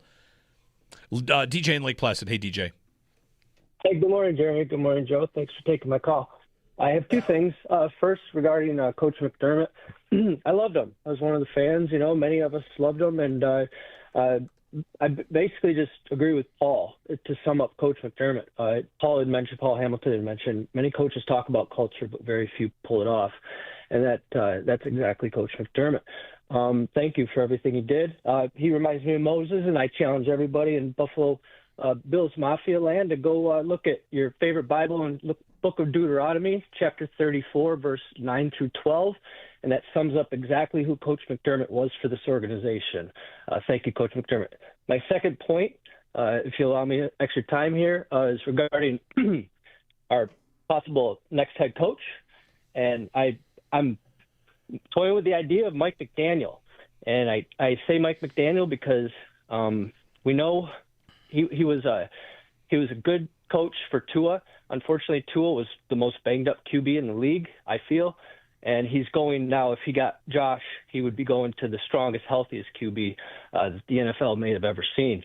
McDaniel does have a 500 coaching record, 35-35 with those 2 playoff losses, and he's offensive-minded. He's been to 2 Super Bowls. He was with Atlanta, San Francisco when they went to their Super Bowls, and he's a Yale wide receiver. So we're talking wide receivers all the time. We love that idea. And who would come in and pound the table for a wide receiver room, I believe Coach McDaniel fit that bill. I just wanted your thoughts on Coach McDaniel. And Brian Dable would be a great run it back. But if we're going to run it back with Brian Dable, let's run back Hard Knocks, because new stadium, new coach. That'd be fun watch, too, for a second year. Thanks, Thank you, CJ. gentlemen, for your time today. Yeah. Mike McDaniel, he gets plenty of mention from Bills fans that like to bring him up to me. I like McDaniel. I think he's a very bright offensive mind. I think I would just be shocked. I'd be as shocked as McDermott getting fired if Brandon Beane went out and hired Mike McDaniel. He is, if you care about this sort of thing, he is the betting favorite right now to be their next head coach. The Bills? Yeah. Okay, I'd like to bet against that. Yeah. I love the idea a lot. I think, honestly, of the names of offensive play callers that are available right now, I think he is number one. And he comes from the Shanahan tree. I think he did literally the best anybody in the world could do with the quarterback that he had in Miami. The only drawback I would have or wonder is how does that hit in the locker room with the players? Like, that is a very big change from... It is a very big change, but for what... All about culture, all about, not to say maybe all of it in Miami was his fault, but it wasn't really a tight ship over there in Miami. Guys showing up late all the time, and locker room problems, and Tyreek Hill is guys showing absent. up late. Guys don't show up. Guys don't show up late here. No, I know. Right. Well, there though, and it's not being addressed. Like, Jalen Ramsey's allowed to do it for an entire year, and nobody says anything about it. Mm-hmm. Versus here, where you do it and you're getting suspended. Are you, or is only Keon Coleman suspended? Well, Keon's getting suspended. Who else? I don't know. Somebody else might have been late. I don't know. Marcel Darius, maybe 8 years ago. On the culture point about McDaniel, I don't think he's going to be the head coach, and I'm not sure. Whatever. If they did it, I would not be upset. McDaniel gets a lot of grief because of his appearance. Let's be real. That's what it is. And the way he talks. And the way he talks. Yeah. 100%. That's it. The Dolphins, talk to Marcel Louis-Jacques about it, who covers the Dolphins, used to work here. The Dolphins consistently did not give up. He did not lose that room. And you had a lot of Dolphins players with the exact same message that you're seeing Bills players about McDermott. The players really liked him a lot. His staff really liked him a lot. Maybe he goes somewhere and gets out of the head coach spotlight. But, I don't think McDaniel is necessarily – I certainly wouldn't think he's the favorite here. I don't know if it's the right fit. If it happened, I wouldn't be upset about it because I want an offensive mind first and foremost. I just think it'd be an odd thing to do to take the guy from the Dolphins. Is that the only reason, though? Because to me, you're just, unless you think someone else is better, I'm just going out and getting the best offensive mind I can get. And if you land on he's the answer for that, you should do it and not care about where he just was. Right. That would be my approach. But is Brandon Beane going out there and grabbing a guy that doesn't rate? He's kind of got two choices here. He's a guy that was a failed head coach already, rather than a first time guy. Doesn't he probably feel like he's got to do someone that can meet the moment? And that's why I feel like Dable would be the absolute favorite for this, because he would immediately, people know him, and he has had success here. So that's not that big of a bridge to cross. Clint Kubiak, we'd like if he wins the Super Bowl as an offensive coordinator with Sam Darnold. Right. Well, then guess what? We're all going to sit here and say that guy can call plays to win games. So right. I'm ready for the list of names. I'm ready for an insider. Let's go, insiders. Let's have it. Give us the list. I know you said Benjamin Albright said Ejiro Evero and Anthony Weaver. Yep. Are maybe getting interviews. Yep. Okay. Those are defensive guys. Those are names he said that he's hearing right now. Okay. Out in Denver.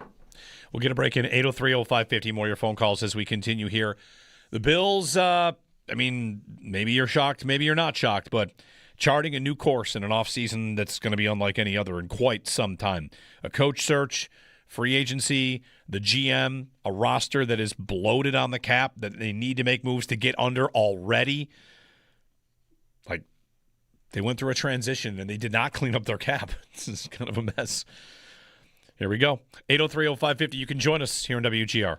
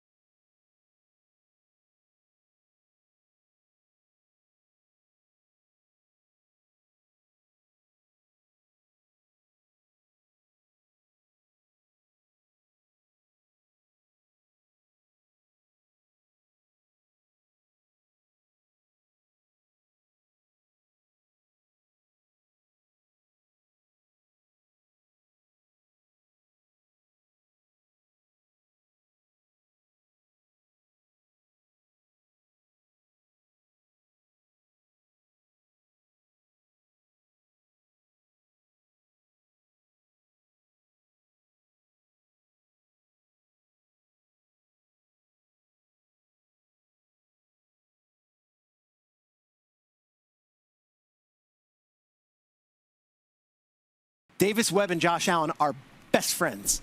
Do you hire a best friend as the head coach? Now, from everyone in Buffalo, what they said was those last years where he was the backup for Josh Allen, Davis Webb would run the quarterback room meetings 3 days a week and say, okay, and then he went into coaching and has now been outside that building, fresh perspective with Sean Payton. There's a very good chance that Las Vegas or Baltimore hires him as their head coach, just 30 years old. He's in the mix at both those places. I wonder if Davis Webb being a hot name expedited this, and maybe that's why Sean McDermott is being sent back in today.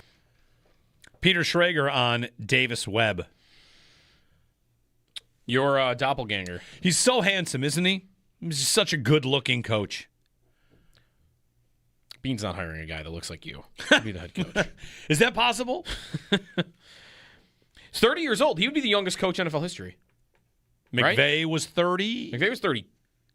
Why do I have 32 in my head for McVay? Maybe McVay was 30. Would Davis Webb be the youngest? McVay was hired... He's 39. McVay was 31 his first season. Okay. January 24th. So, yeah, he would have been he just 31 when he was hired. And what's Davis Webb? He would have just turned 31? Yeah, he would have just turned 31. And Webb right now is 30, but he turns 31 in 2 days. Oh. Wow. Big competition here. Wait, so I think McVay's got him by... Depends when Davis Webb gets hired by, whoever gets hired by. Right. Okay, so he'd be, either tied for it or, right around the record. They're going to hire Davis Webb because he was Josh's backup quarterback. Really? Josh's friend. I don't love that idea, personally. He's never called plays before. Everybody says he's going to be a head coach. Just a matter of when. And he's going to call plays doing it? We don't know what that looks like. I understand. If he ends up being the next great coach and you didn't hire him because he's too close to your quarterback, is that a good look or a bad look? You don't want to hire the quarterback's best friend? Well, that's not why I wouldn't hire him. I wouldn't hire him more so just because I'm hiring an offensive guy and I don't know what he looks like calling plays. But that I'm just saying that wouldn't be the reason I would hire him. That wouldn't be number one on my list. That should be further down the list on both pro and con list. It should be a little bit further down. Pro list would just be young, you think he's going to be the next great head coach, that's why you do it. Con list starts with, I've never seen him call plays in his life. And I don't know. He ran the offensive meetings, by the way, when Joe Brady was the quarterback coach? That might be right. When's Davis Webb most recently here? No, before Brady, because Davis Webb went to the Giants with Dable. Did he not? Right. Yeah, 2019 to 2021. Okay. Does that make sense? Did you watch much of the Indiana-Miami game last night? I watched a lot of it. It almost was the whole thing. Electric. Best national championship in a decade. How about Indiana? In fact, it was the first one-score national championship, I think, since 2018. Indiana, tell me they don't have a claim to be the best team ever just because they won 16 games? 16 games. 16-0? Yep. Holy cow. And they beat Ohio State on the way. They beat, the Miami team was good, clearly. They smoked Oregon by 50. How'd they do it? They had 8 4- or 5-star recruits I saw on the entire team. The quarterback's great. Yep. But really, all of it looked great. Their defensive players look great all year. The receivers. Receivers are funny, though. None of them are fast. Actually, Cooper. Cooper's fast. All the other Surratt's ones, not fast. I feel like he's not maybe not a blazer. I feel like all their other receivers are just you're gonna throw them a back shoulder pat, and they throw a lot of back shoulders. Yes, they did. They're all Mike Evans. Maybe not blazing speed, but good size, and they catch everything that's near them. 3 good receivers, huh? Yeah, they had 3 good receivers. They could throw I think I might have an idea. Kurt Signetti? No, just 3 good receivers. What about that? I did see a lot of people. What about that? What about a bunch of good receivers? I saw a lot of people just saying the Bills should hire him, but he's kind of old. College football. Google me. You want to do the college game? How many people yesterday are talking about Marcus Freeman for the Bills job? And just I have zero time for that idea. Kurt Signetti is 64. Yeah, that is old. He's 10 years younger than the coach you suggested a half hour ago. The coach I suggested was the only Super Bowl winning coach that would get me excited. You said you'd pick him up at the airport. Yeah. And he's 10 years older than the Indiana coach. Bruce Arians. Read his book. Bruce Arians. Read his book. You know what his catchphrase is? I'm sure other coaches have wrote books, right? Probably. I haven't read those books, though, and I read Bruce Arians' book. Don't you want to know what his catchphrase is? What's his catchphrase? No risk it, no biscuit. Every single offensive pass play he has someone running to the end zone. The full field. No risk it, no biscuit. No risk it, no biscuit. Hey, Riverboat Ron is out there. That's not a Super Bowl winning coach, Super Bowl appearance coach. Who else won Super Bowls? Did John Fox win a Super Bowl? Bruce Arians' book, The Quarterback Whisperer, How to Build an Elite NFL Quarterback. He doesn't even have to build one. No, he's got one. Peyton Manning, Ben Roethlisberger. The book is great, and maybe the best part of it is like how when he works with Kelly Holcomb. Mm-hmm. Anyway, they're not going to hire Bruce Arians. You should read that book, though. It's a good book. The Quarterback Whisperer. Bruce Arians and Lars Anderson is who writes it with him. The Quarterback Whisperer. All right. Joe's got to get out of here. We got Lindy Ruff coming up. Mike Catalana from WHAM joins us at 9 o'clock. Lindy's going to jump in. He had some comments yesterday on Sean McDermott and on life as a coach. So we'll do that. We'll check in on the Sabres. And if you're on hold, we'll get right back to your phone calls. We're not steering too far away from this coaching search. Get you the latest news as well on who might be out there as a candidate. It's all coming up here on WGR.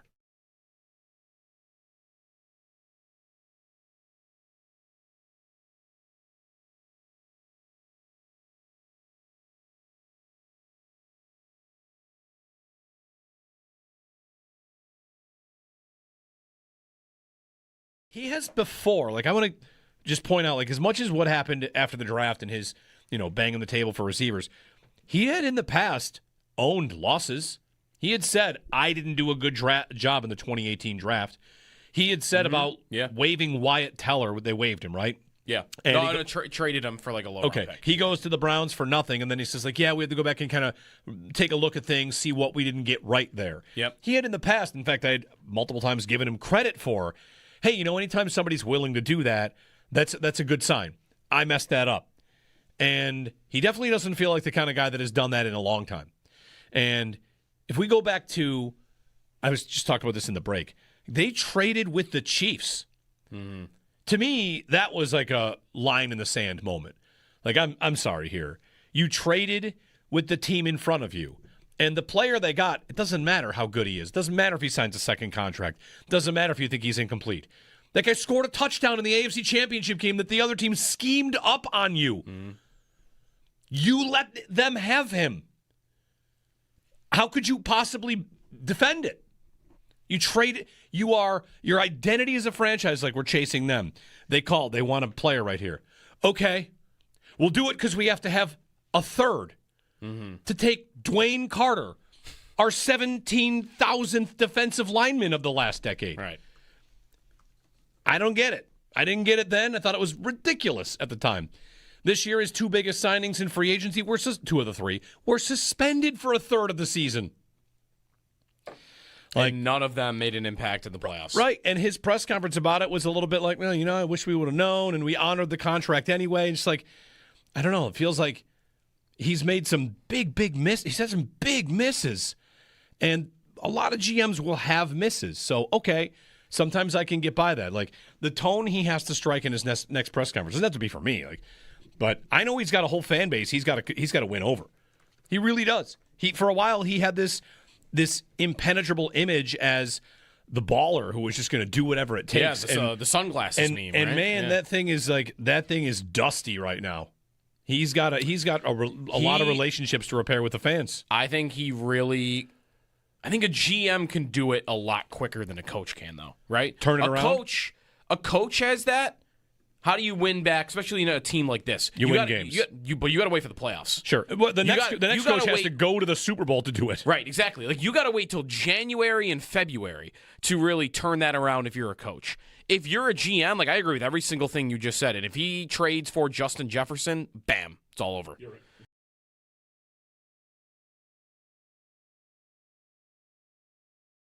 Paul, the Sabres game happened in the cloud of all this news breaking. So give everyone a quick recap. They lost to Carolina. They always lose in Carolina, but maybe they, for the first time in a long time in Carolina, deserved to win. Yeah, 2016 we're talking about in Carolina. They just can't seem to win there. But yeah, They absolutely got goalied. I know they only had 18 shots, but a lot of those shots were grade A opportunities. Quite honestly, I think Tage Thompson played just as well yesterday in Carolina as he did in that 5-point performance against Montreal. He just couldn't get the puck to go in the net. I mean, he would produce chance after chance after chance, and they were great chances. And he just couldn't get it by Brandon Bussey, and who, by the way, Carolina got on waivers from Florida. Florida signed him as a free agent, never had played in the National Hockey League at age 27. He was in the Bruins organization when Florida signed him, and then they put him on waivers to put, just kind of like Ellis, to put him down in the minors. And Carolina takes him, and it's like, okay, he's 18-3-1. What? I mean, okay. and you know, and he was every bit as good. And Luukkonen was good yesterday too. Luukkonen in the first period, because this is in the last 40 minutes, I'm talking about how well the Sabres played. First period, they didn't play very well at all. Luukkonen had to stop 2 breakaways by former Sabres, Hall and Robinson, and he made some good saves too. But I mean, he didn't have to make the type of saves all game long or in the last 40 minutes like Bussey had to make.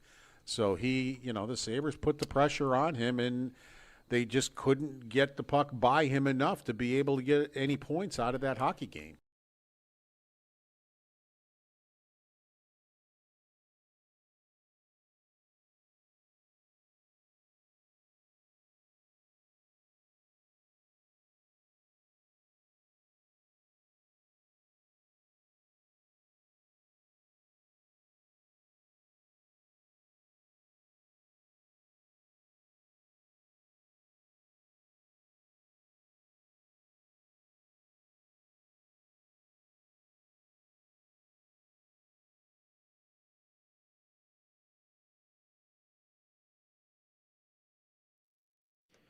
The Bills fire Sean McDermott yesterday. The head coach search begins under newly appointed president of football operations and general manager Brandon Beane.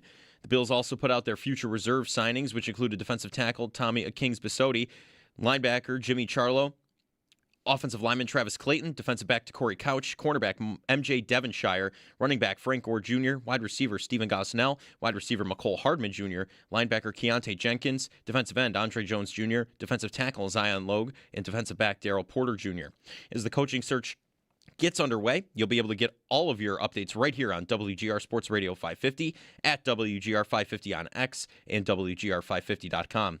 The Sabres fall to the Hurricanes 2-1 yesterday afternoon. Svechnikov coming off his 4th career regular season hat trick. Meanwhile, a counter by Dahlin scores! Down the right side, the captain snaps it past Bussey. Rasmus Dahlin scored the lone goal early in the game. They're back in action tonight on a quick turnaround in Nashville, taking on the Predators with puck drop set for 8 o'clock. Head coach Lindy Ruff joins the show up next. Around the NFL, the Titans hired former 49ers defensive coordinator and Jets head coach Robert Saleh as their head coach. The Dolphins hire Packers defensive coordinator Jeff Hafley as their head coach. And Bills offensive coordinator Joe Brady has a second interview coming up with the Ravens, reportedly. In the College Football National Championship, Indiana defeated Miami 27-21.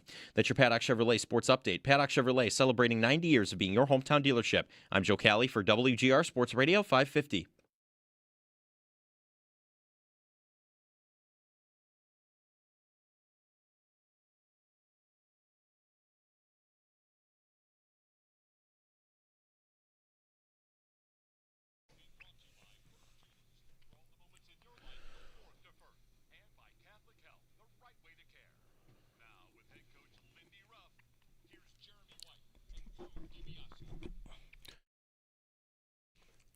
We check in on Tuesdays with Sabres head coach Lindy Ruff. He joins us on the Wester Hotline. Get back to your calls in a bit on the Bills as they chart their next move.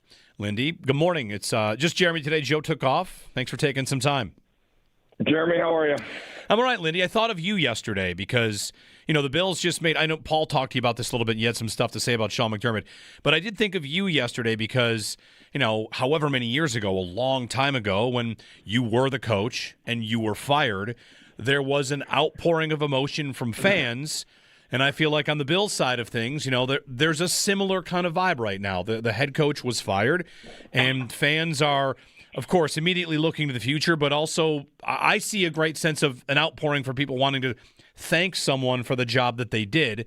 And I wonder, like, if it took you back to that as well. I mean, you've been a head coach of a professional sports team, many of them over the years.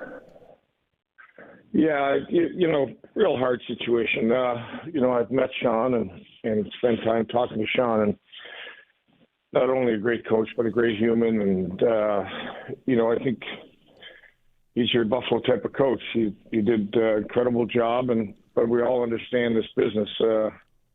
I understand it that, you have a lifeline, and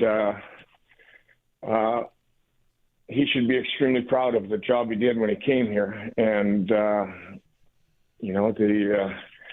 the team that played in front of him always played hard and had a lot of success. Just didn't get that big one. Lindy, do you know, in talking to other coaches in your career across sports, is it like your playing days where you feel like maybe I still have some left, maybe I want to do it? Like the love of being a coach, you might have lost a spot to coach for a brief period of time, but you kind of still feel it in your bones? I don't think there's any doubt. You ask any coach that is involved, most of them, it's in your blood and you want to get back at it. I don't know in Sean's case, I can't speak for him, but when you do it for a period of time, I think this is adrenaline rush, and there's the business part of it of developing players and building a team that is in you that you don't want to quit. You want to get back at it. And I would guess that is Sean's demeanor, but he would want to be back at it. And I hope he does get right back at it. Sabres head coach Lindy Ruff joining us on the Western Hotline. A game yesterday, Lindy, I kind of joked with Paul, your game in Carolina happened as all of this was kind of happening, so it kind of got tucked into a holiday and an afternoon game. But it's a place the Sabres have had a lot of troubles over the years in Carolina. But ultimately, the game looked pretty good from your group. It's been an odd stretch here where the volume of shots has not been high in some of these games, yet the scoring chances that they have been high quality. Well, we've been making some great plays, hanging on the pucks. I thought, especially in the first period, we deferred a little bit too much to maybe too pretty a play. I referenced after the game, we wanted to try to create as much pressure inside the game and create some odd-numbered rushes because they're really aggressive on you. And I think we did that. We had the early 2-on-1 that I thought Doan, if he shoots, he's probably got a great chance of scoring because the goalie hadn't quite got across, but he deferred to try to pass back. We had caught them being real aggressive low, and Zucker was wide open net front and shot it over the net. So you look at a team that ends up with 3 shots. I thought really by the end of the first period we could have had 8 or 9, but we left a lot of chances out there throughout the game, even in the second and third period. Give their goalie some credit. He made a couple unbelievable saves in the game that kept us at 1. You're still sitting in a playoff spot. You have a loss in Carolina, a quick turnaround. And I wonder if, these last couple days, you guys can be creatures of habit. The times have been different. You have the afternoon game against Minnesota, the afternoon game here against Carolina, and then 8 o'clock tonight against Nashville. Does that require kind of massaging the players' schedule and practice schedules? I'd imagine there's not a lot of time for practice in a run like this. No, there won't be time for practice, but because we dealt with an afternoon game yesterday in Nashville, staying downtown here, we're close to the arena, we'll try to just get in a regular routine. We'll go down to the rink with the players and won't skate, but we'll do our regular meetings and go through the normal game day stuff. We may have some extra players that go on the ice, but we won't be changing much. What is the latest, Lindy, on Josh Norris? The latest I got from him is doing better. When we left, he was optimistic about getting back on the ice here later this week. So for me, that's real encouraging. Sabres head coach Lindy Ruff joining us on the Western Hotline. They'll play in Nashville tonight. Tage Thompson, Lindy, his game against Montreal, like an incredible game on 05-06 night, throwback night there, and the building humming, and you got the best you get from Tage, who appears to be in a really, really good spot with his game all around. Yeah, he really is in a good spot. And I think you look at the opportunities he had. He had 2 or 3 great opportunities last night. And then late in the game, just to push with the goalie out and a couple of plays he made there. He's really trying to be a difference maker every night. Got his game in a great place. In all 3 zones, there's more than just scoring. He's been playing against, a lot of times the matchup is top lines. Last night's matchup was against Jordan Staal, and he's one of the toughest matchups, and still was able to generate some good opportunities. So we need him to have his game right where it's at, and I hope he continues with it. As you kind of turn towards I don't know if it's home stretch. There are 9 games before the Olympic break comes up, and hoping to stay in a playoff spot and rise up in the standings. One thing I'm wondering, we kind of haven't had conversations like this all that often at this time of year. Are you talking with Jarmo daily about tweaking the roster, about what you might be looking for if you are looking to add and get this team into a playoff spot? We've had a lot of conversations. I think you have conversations about players. I think Jarmo has stepped in and with his staff, him and Mark, and evaluating, asking questions.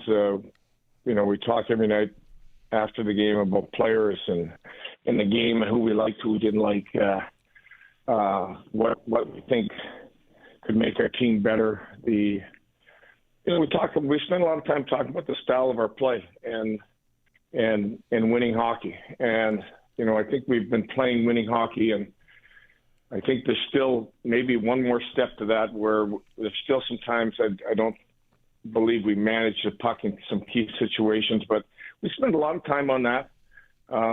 We know we're a young team. We talk about where we think these players can get to. And does that mean, not exactly making it about threatening players to go, but with a new set of eyes, the GM here might kind of be slotting in, well, these are the pieces I might think might be core pieces, and you guys are kind of handling it in that way as this team starts to kind of move in that direction? I think that's fair. I think you always look at your team and you feel what are the core pieces and who can be the next core piece, the next young guy.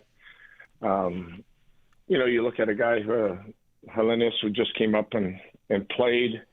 So there's all different things you weigh, and you look at it to who can be a big piece in the future and who can help us right now. And ultimately, our goal is to be in the playoffs. And you get in the playoffs, your goal is to win the Stanley Cup. And we've been right there with a lot of teams this year, and we just got to make sure we make it. On Hellenius, what'd you think of him? I know it's one game, it's 10 minutes of ice time, but is it, and for you, trying to get an idea of what he's going to be as a Buffalo Sabre, is it feeling it out at this point? How many games, how many shifts before you start to really give him feedback on what he did? Is 10 minutes on the ice enough? Yeah, I look at it. He plays his first NHL game in probably one of the toughest buildings to play in, against probably one of the tougher teams to play against with the structure that they have.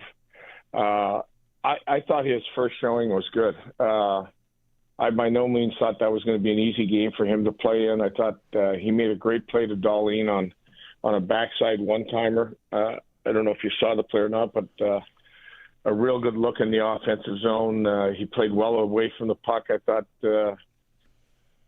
down low, his one-on-one, his compete was real good. And I think that's the biggest thing is you got to combine the skill with the compete. You got to be hard on pucks. You got to be hard on the guy you're playing against. And I thought he did a good job with it all. Well, good luck tonight in Nashville. And as we get closer and closer to the Olympic break, holding on to that playoff spot. Thanks, Lindy. I appreciate it, Jeremy. Bye now. Sabres head coach Lindy Ruff. Sabres play in Nashville tonight. It'll be an 8 o'clock puck drop. And the schedule for the Sabres coming up, it's the Predators tonight, and then Montreal, another big one. We know they play Montreal 3 times in this stretch. They already got the 1 win. The next meeting is in Montreal. That'll be Thursday. Saturday, Islanders, Leafs coming up. So big games leading into the deadline. And I'm super interested to find out, like, if they are feeling, when we get reports about what they might be, whatever, kicking tires on. Will they add? Will they shuffle at the deadline because they have lost 2 in a row? They did get a point against Minnesota, but they're still sitting in a playoff spot. And that's new, right? Lose a couple and not fall out.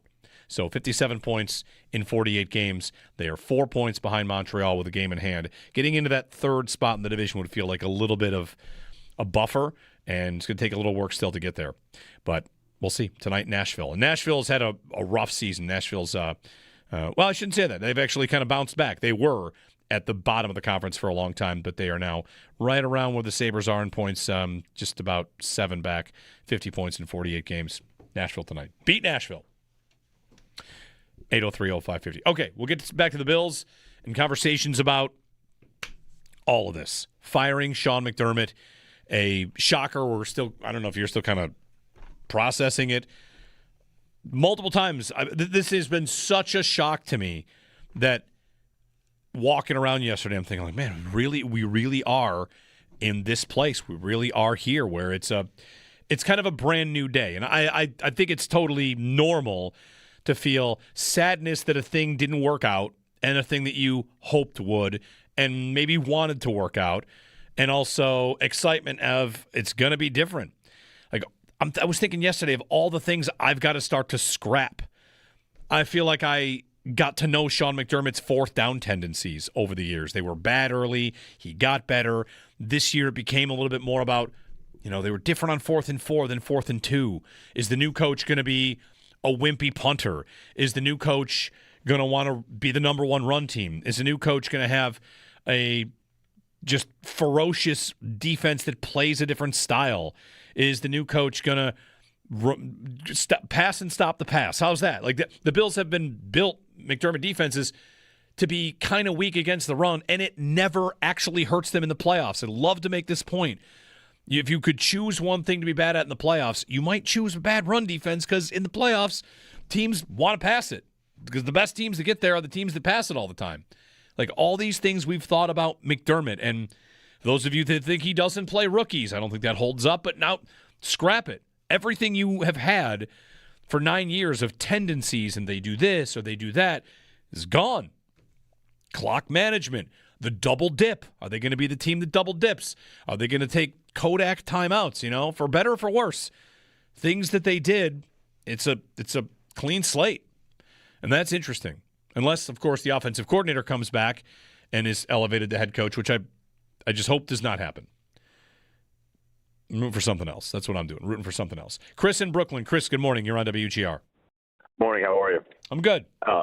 I wanted to touch on the Rappaport segment that you guys played earlier today, because that was actually the most concerning thing I heard all day yesterday. To sit there and say that the Bills, that McDermott was fired because he couldn't win a championship with a stacked roster is incredible to me. And I'm gonna try to say something without gagging. The Bills weren't outcoached on Saturday. Brady actually called a good game. The issue was players, and what concerns me about the Rappaport segment is that if that's the message being pushed out of the Bills front office, if that's the narrative that Beane is now trying to put out there, then it seems to me that they don't get it, right? And that they're not going to be looking for receivers come April. And that really, really scares me, because it doesn't matter who the coach is. If they don't start putting some talent around Josh Allen, we should really just expect the same results. And so that segment really, really scared me. I had some hope until I heard that, because I don't know what these guys are thinking. Yeah, thanks, Chris. I mean, it's funny because the receiver conversation got loud this offseason. It was definitely a conversation the year before, right, when it's, are they going to draft Keon Coleman or Ladd McConkey or Worthy or trade up? I mean, for me, it was loud the year before that and the year before that. And defensive end is another one here. Like, Are we supposed to buy the idea that they should be getting a better pass rush from this group? Because there was always something that was so strange to me about the confidence with Beane said, it's the defense. And my thought was, it's your defense. You are not a first-year GM evaluating this defense that Sean McDermott built, and it's yours. You did it. You extended Gregory Rousseau. You drafted him there. And even, let's even go to the point for a moment. Let's say that he was a GM that just did what the coach wanted. Okay, which I don't believe to be true. He just did what the coach wanted. The coach says, I need a corner. I need a good cover corner. He's like, all right, here, I got one, Kyer Elam. Okay, that guy's not good. Okay, I need a receiver. McDermott is constantly talking about speed and how much speed is important. And the GM never drafts him speed at receiver. Go look at the last 3, 4, 5 drafts, the players they have in for visits. They're always flirting with it. And then what happens at the combine? It's happened now multiple times where the Bills post a behind-the-scenes video of the GM thrilled that a guy ran slow. Keon Coleman ran slow. That's good for us. Gabe Davis ran slow. That'll be good for us. In the case of Gabe, maybe it was good for them. But even if he just drafts what the coach wants, what does the coach do? Say, like, I'd like a defensive end. And he goes, okay, Landon Jackson. Say less. I got you, Landon Jackson, who couldn't get on the field for them. And he was injured, and we'll see if they can kind of reclaim him and see what he is. I want a defensive tackle. Dwayne Carter. Let's do it. Dwayne Carter's going to be my guy. Like, the roster has been saved by 5th and 6th and 4th round picks, and that's your scouting staff. Like, your scouting staff, what does your GM do in the 4th round? Guys, who do you like? Isn't that it? Who do you like? We like this guy. All right, take him. I'm not trying to give the GM no credit, but his tone this week is so key, like on how he's going to strike this balance of ruthless, fire a guy because I think we can have better results. And I have often wanted that from my teams. And if that's part of the message, then I'll get on board with that. To some degree, a ruthless desire to win can be good. I think that can be good. In fact, I feel like we've talked about sometimes that the Bills moving on from Diggs, we asked everybody, like, where's the guy pushing them to be better? So I'll want that. But past that, I don't know. If your game plan is still going to be, I'm going to ask Josh Allen to throw the ball less, and when he does throw it, I want it to be difficult for him. Where are we? What are you doing? I can't believe that this organization let the receiver position get to where it was because the quarterback was so good. It has always seemed backwards to me, and it's always at the expense of receivers and truly good pass catchers in an effort to, like, bolster the defensive line. And I don't think it will be this, but are we about to get to, like, year 5 of you know what they really need is receivers. Like, what if we thought of firing the coach as a receiver, right? James Cook, think of him like a receiver. Dalton Kincaid, think of him like a receiver. All these other everybody eats guys, think of that like it's aggregating to a number 1 receiver. Now we fired our coach. Is that a receiver? Like, just go get guys. Get good players. Josh Allen got Brandon Cooks for 2 months and started heaving the ball to him down the field because he trusted him, and the guy couldn't catch. Like, if you don't have Brandon Cooks, where are you by the time you get to this season? Curtis Samuel comes back off IR, and I don't know. The quarterback made some mistakes. You fired the coach in a game where the quarterback made mistakes. It's very Dorsey firing, right? Dorsey got fired in a game where the guys fumbled a bunch, and they lost the game because of a kick where they had too many men on the field. Is that what it was? Too many men on the field for the kick, and they got a kick. Like, and then they fired their offensive coordinator. Did the Bills have just this track record of, hey, we wanted to fire a guy, and then we did it at a time it seemed weird? They fired Greg Roman after the defense gave up 35 points to the Jets on a Thursday night, right? Week 2. Like, wait a minute, your defense gave up 35 points. The OC's got to go? I guess it comes down to who has power in the organization, and Beane has it. So you don't have to like him. I don't have to like him. We might like him in a month. He's got to get results. And any head coach candidate that comes in is going to ask what? Like, all right, Are you building the team that I want? Are you in charge of players you want and I got to coach what you do? Is this Super Bowl or bust? Is this a championship roster? Beane can say publicly, he can say to Ian Rappaport, stock full of talent. A coach is going to walk into that meeting and say, like, all right, we got to do some work on this roster. Like, they can try and spin it with Ian Rappaport all they want. And then you're not fooling Brian Dable. He's going to look at this group of receivers and be like, okay, let's get to work. I like your offensive line. You might be losing 2 linemen. What are we doing there? Drafting guys? Signing Connor McGovern? Signing David Edwards? Like it's a big offseason. 803-0550. Sorry if I'm all over the place. I think we all might still be all over the place. My thanks to Lindy Ruff. Open for your comments as we go. And join us on the stream if you want. Give us a like, a subscribe, drop a note, drop an email, give a call. It's scary and exciting at the same time. Like they could go in the right direction. And I don't know that I should assume that that's definitely what will happen. It'll be different, though, and different can be great. If the Bills go in the right direction, then for the next 30 years, other teams will talk about firing good coaches. Like, look what the Bills did. They fired McDermott, and then so-and-so won the Super Bowl the next year. That could happen. I thought they'd be a Super Bowl contender next year regardless. Bring McDermott back. Get him more help. Get him more players. The problem is the roster, and the problem has been the roster. The slow whittling away of elite talent. And there's one guy responsible for getting it back, and he's not done a good enough job. So hopefully he can turn it around. Jeremy and Joe. Joe's out of here. It's just you and me. Owen the Parlay Killer, Alt Joe, they're here as well. Taking your calls, talking the Bills' path forward on WGR.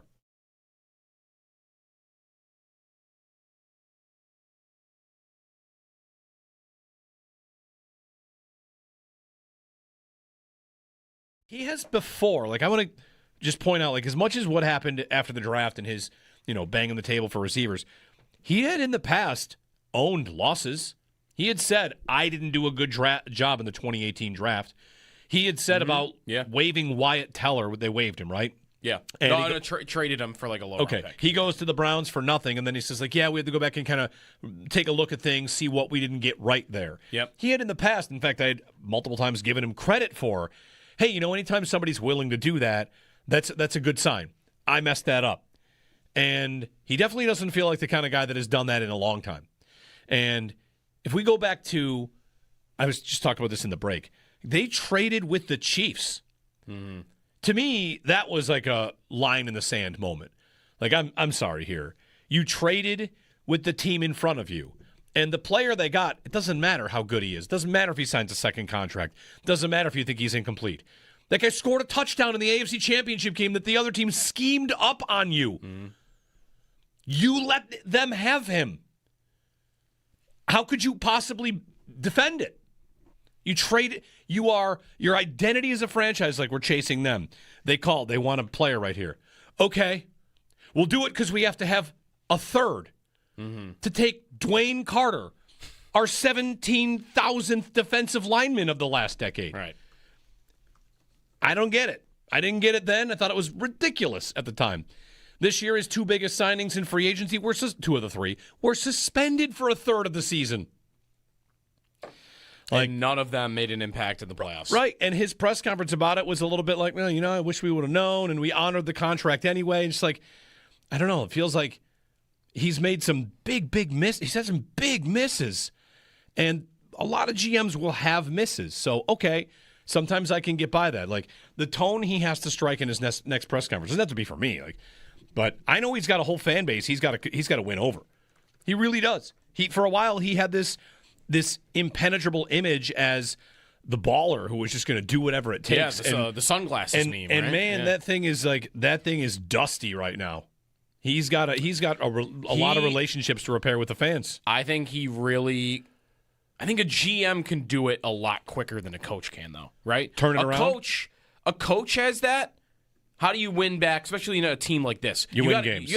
But you got to wait for the playoffs. Sure. Well, the next coach has to go to the Super Bowl to do it. Right, exactly. You got to wait till January and February to really turn that around if you're a coach. If you're a GM, I agree with every single thing you just said. And if he trades for Justin Jefferson, bam, it's all over. You're right.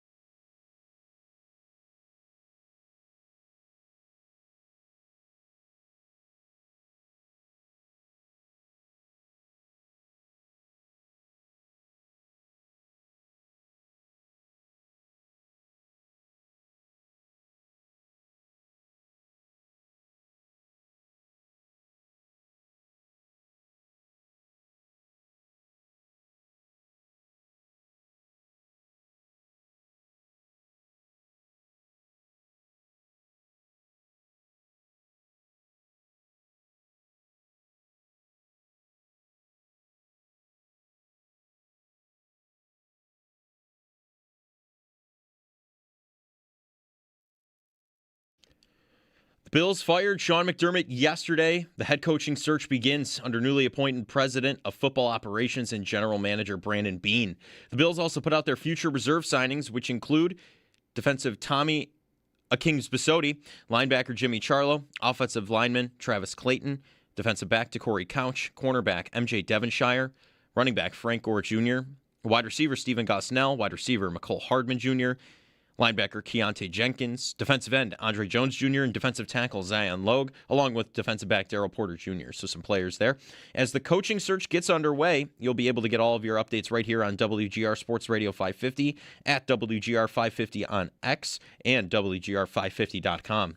The Sabres fell to the Hurricanes 2-1 in a close one yesterday afternoon. Svechnikov coming off his fourth career regular season hat trick. Meanwhile, a counter by Dahlin scores! Down the right side, the captain snaps it! Rasmus Dahlin scored the lone goal early in the game. They're back in action tonight on a quick turnaround in Nashville, taking on the Predators. Puck drop is set for 8 o'clock. And around the NFL, the Titans hired former 49ers defensive coordinator and Jets head coach Robert Saleh as their head coach. Dolphins hire Packers defensive coordinator Jeff Hafley as their head coach, and the Bills offensive coordinator Joe Brady has a second interview coming up with the Ravens this week, reportedly. In the College Football National Championship, Indiana defeated Miami 27-21.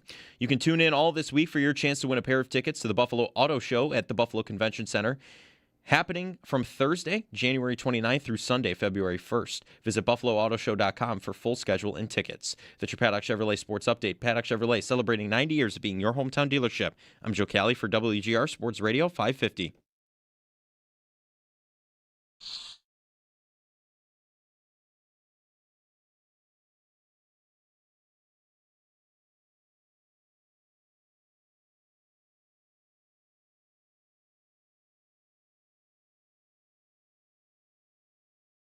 Stock down. Gene Steratore and every rules official in the booth. I am sick of it. I'm done with it. I'm tired of it. They don't say anything. They don't get it right. They're never going to go against the call on the field. They're never going to actually say anything. Get rid of them. It's terrible. Whether it's Gene Steratore or Bill LeMonnier, all the guys they put in the booth are useless. You're wasting salaries if you're putting them in there. It's Brandon Walker on Wake Up Barstool. There's a bit of a movement. We might actually see something good happen in our lives. Saw an article yesterday also at awfulannouncing.com. The writing was, it's time to retire the NFL rules analyst once and for all. Ooh, don't tempt me with a good time. We're getting close. We're getting close. All we need is a groundswell of support. Be like, to get this guy off my screen. He's not making it any better. Nothing good is coming from rules analysts. It's only made our lives worse. We've made officials main characters. It's terrible. And there's someone else that's joined the movement. I welcome everyone on this movement. Get them off the television. The biggest mistake we made was ever giving them a microphone. Give them their build on the broadcast. 803-0550. Jeremy and Joe. Joe's off the rest of the morning.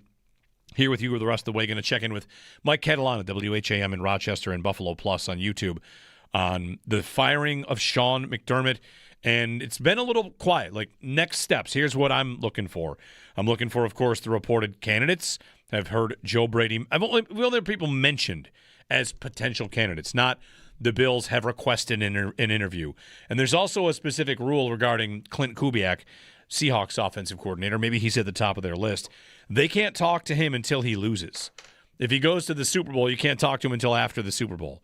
He'd have to lose this week, and then, like, the rule is from Ari Meirov, I saw this pointed out of the 33rd team, that playoff teams have a different rule here. That how it works is league rules prevent the Bills from interviewing candidates on playoff teams, and they can't speak with candidates from the Super Bowl until after February 8th. So you have to wait for the Broncos to lose if you want to talk to Davis Webb, the Rams to lose if you want to talk to Shieldhouse, Nate Shieldhouse, the Seahawks to lose if you want to talk to Clint Kubiak. So other teams could contact them, but playoff teams cannot. So the Bills, if you're not hearing names, that might be a good indication that some of those names are guys that they would want to talk to. The other things I'm looking for, of course, Brandon Beane's press conference to discuss winning the power struggle and firing Sean McDermott. And Josh Allen Josh Allen has not been asked yet about all this, and there's reason to believe, I think, that he might have been surprised by this firing. So those are some steps along the way this week. Keep it locked here on WGR. Randall in Blaisdell is up. Randall, good morning. Give Gene Steratore another index card. I'm with the whole thing. Get him out of here. Anyhow, I think we're all going through, like you said, Jeremy, we're all going through that shock, that trying to figure out, where this team's at. The question I have is not my question. A friend of mine posed this from some people on the outside.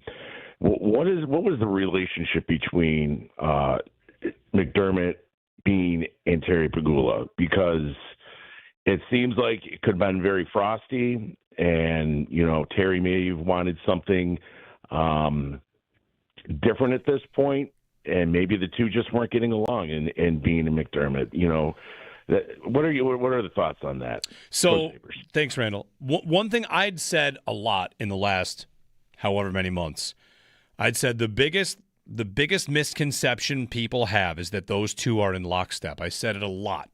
Said it as many times as it came up, that they are not in lockstep, Beane and McDermott. They are not a package deal, and they are not in lockstep. And we would discuss it and say, that's normal for a GM and a coach maybe to disagree on this or that or this or that.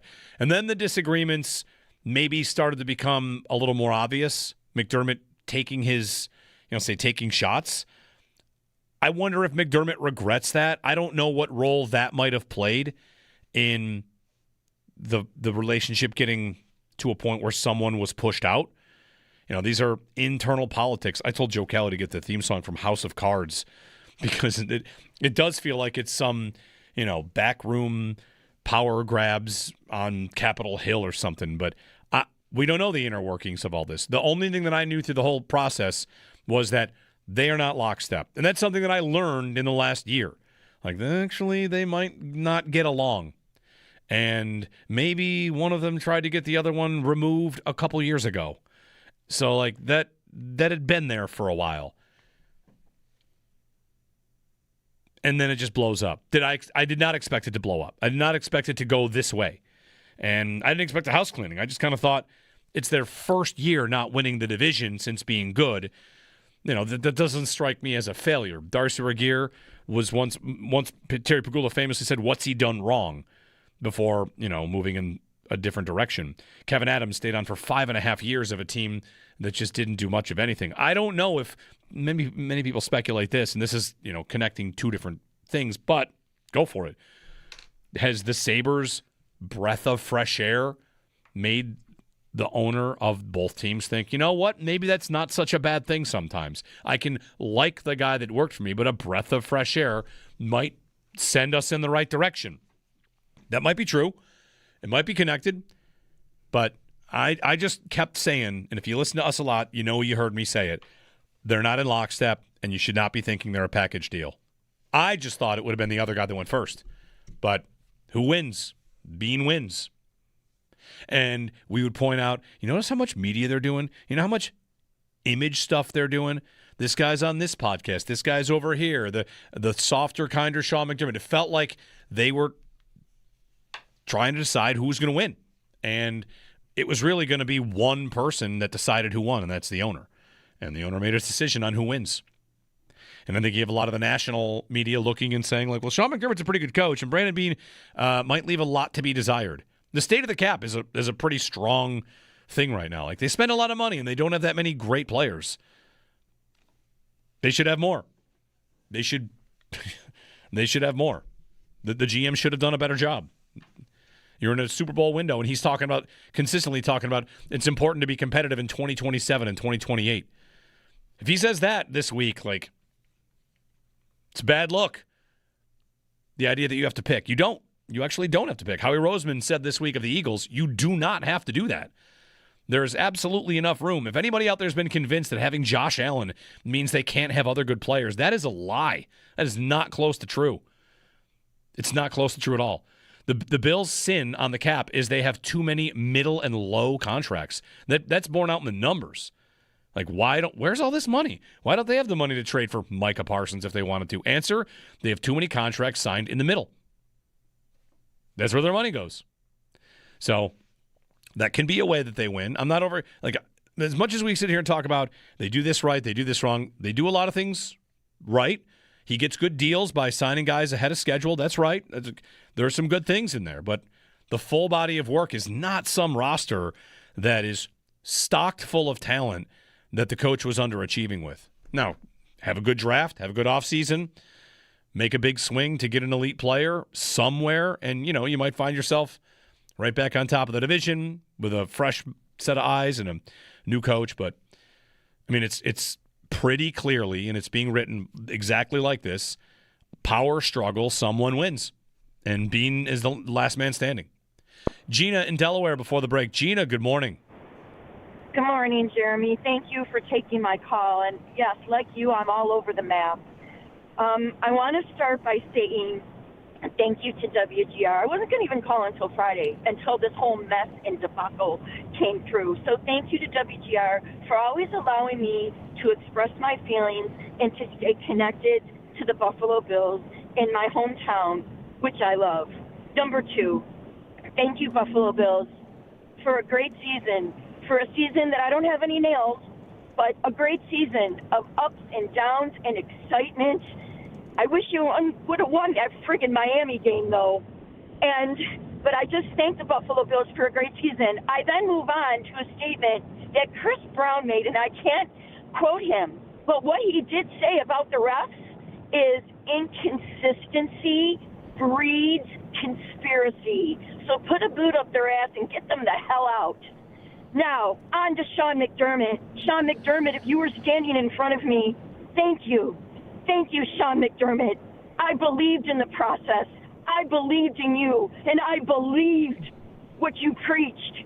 Faith, family, and friends, most of all faith. I wish you well, Sean McDermott, because wherever you go, you will be a success, and I hope you win a Super Bowl. On to you, Brandon Beane. You better show up. You better show up because the wrong man got fired, in my opinion. You better show up. All my eyes are going to be on you. You think you got in Terry Pagula's ear? You may have, but I don't have the rest of my life. I want a Super Bowl right now. So thank you, WGR. Go Sabres, and Brandon Beane, I'm watching you. Gina with the wrestling promo, I'm watching you. Listen, Gina lays out one thing that is different. Like, honeymoon is over, and here's another thing. Like, you know how quickly Everybody Eats died? Like, they said that for a while, and then the thing just died. Everybody Eats doesn't. No, we're not saying that anymore. I think we might be at the death of another thing. Bills fans are spoiled. I think that's gone. Now a coach got fired, which is like the GM saying this needs to be better. So now you get to say, and listen, if they win, it'll be to Beane's credit, and he'll have the ultimate scoreboard, and we'll be thrilled that he did it. Like, it all comes down to winning. But Beane saying this hasn't been good enough, that's every license you ever needed to say, yeah, it's not. What are you going to do about it? Hire the right guy, make the right picks. Like, on some level, I have excitement about that. The ability to now say, okay, you said this isn't good enough. Now I'm not having a guy call or Gina call and say I'm upset, and the next caller says this person's spoiled. What would we do if not for all these playoff appearances? Now the GM said, not good enough. All right. Now people think you've been a part of what's not good enough, so you get to stay. You got to be better. You got to be better about it. 803-0550. Thanks for the phone call, Gina. Championship Sunday. What am I going to do about these games? What am I doing with them? We're going to see the Patriots in the Super Bowl. What are we going to do about this? We're going to root for Matthew Stafford and Sam Darnold. Whoever, just somebody get through that game and win it. Seattle, win it. Rams, win it. How about that article that you can go find and say that the Bills want to avoid a Rams-like rebuild that Brandon Beane quoted about? That's a tough one. That's an L for him. Yeah, sure, anybody could be the Rams. You don't want to do that. Back in the NFC Championship game, elite coach, $75 million under the cap. That's not great. That one's not a good one. They had a 5-12 season. And they were right back. Their coach is very good. 803-0550.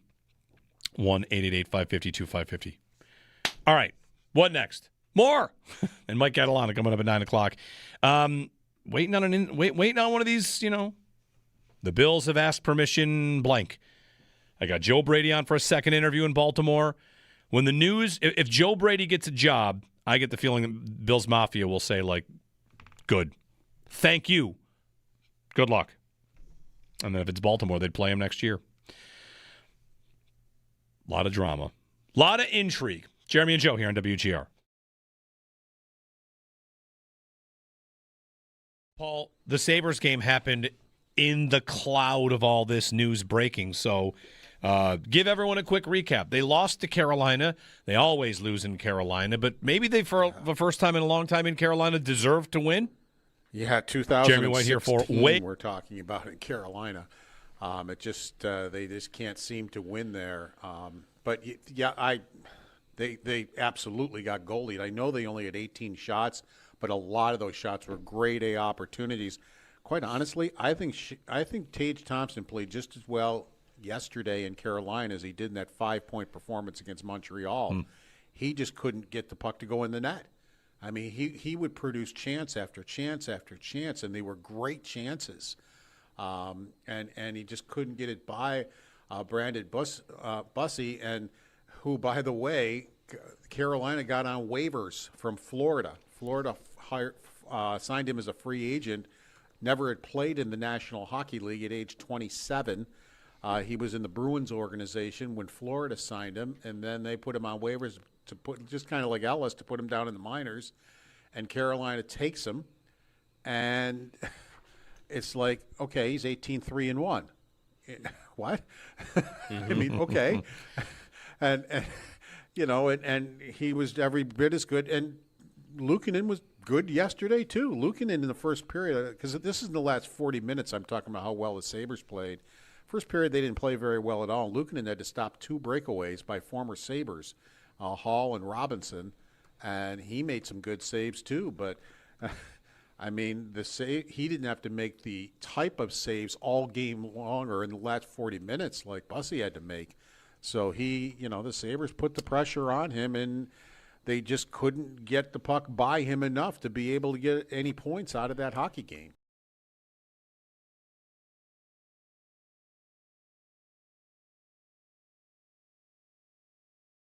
But I'm eager to hear what Beane has to say.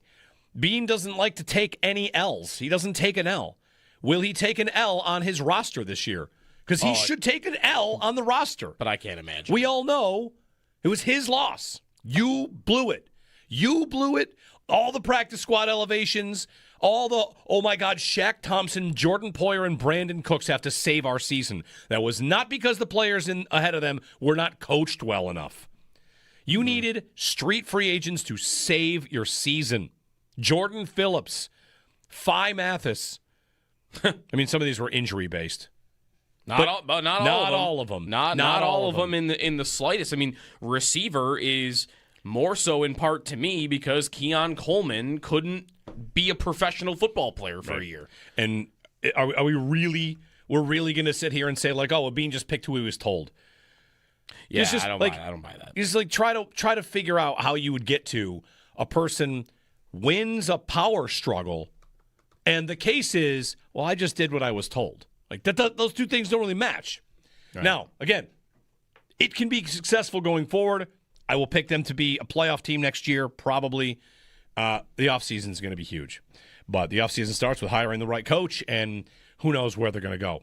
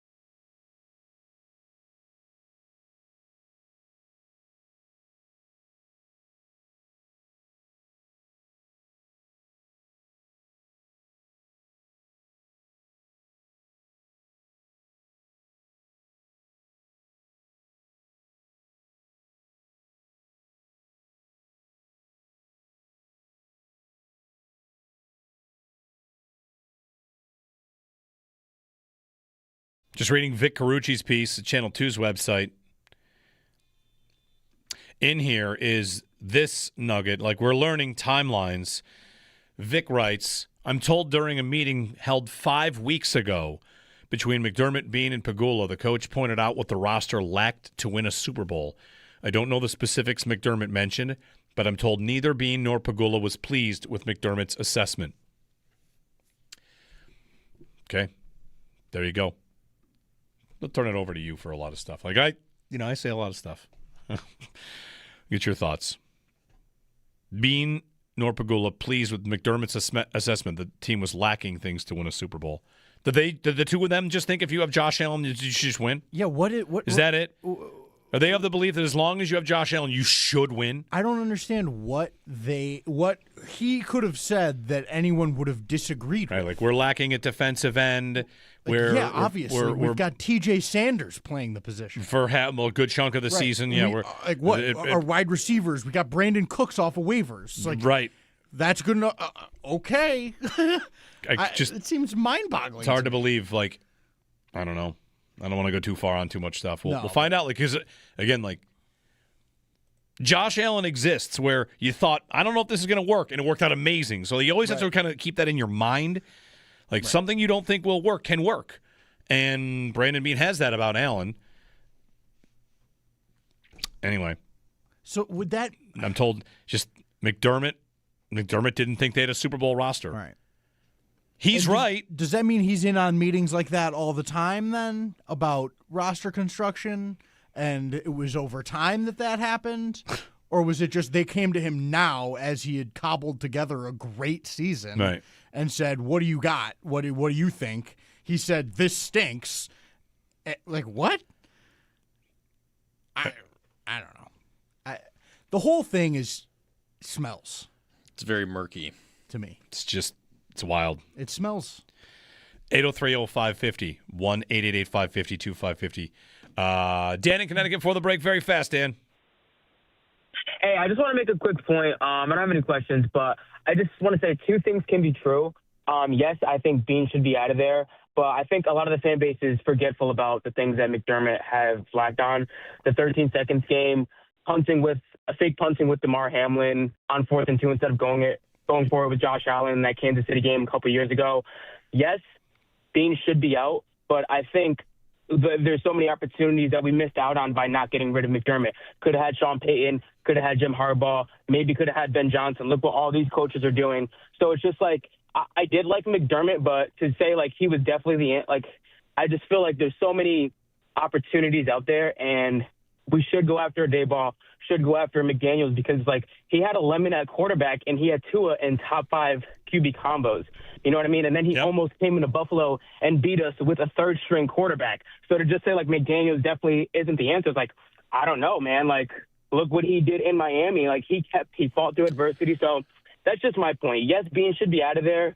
Sean McDermott did not lose this game, but the team is in this situation, in my opinion, because of things that Sean McDermott didn't do. You know what I mean? I feel like in the past things could have been done differently to get us over that hump. Thanks, Dan. Yeah, I mean, like, listen, I said throughout a lot of these fire McDermott, bring somebody else in calls, like I'm not against the idea of going in a different direction. I guess the main objection would be for me that anybody trying to sell that this is like a Super Bowl roster stocked with talent is someone just trying to prop up the GM and his mistakes. Like, nobody's perfect. Everybody makes mistakes. McDermott made mistakes. Beane made mistakes. Joe Brady made mistakes. I made mistakes. James Cook has fumbles. You guys make mistakes. Like, everybody makes mistakes. Nobody's perfect. But propping up this team like McDermott was the reason he's holding them back, like, I don't know what to tell you. There ain't too many people in the NFL that watch NFL players and watch other teams that don't think, the Bills really don't have as many good players as they seem to think they do. But we'll get to training camp. We'll see some touchdowns on grad assistants, and, we'll all get fired up about it again. That's how it works. That's my own personal, axe to grind. But, hey, 803-0550, 1-888-550-2550. Does this mean they resurrect Keon Coleman, the project Keon Coleman? Is Brandon Beane going to tell Pegula that Keon Coleman is Tage Thompson? Like, give it time. it's going to work out. He's got a lot of talent. Maybe. And maybe it's possible. Mike Catalana is going to join me next on this big move. It's WGR.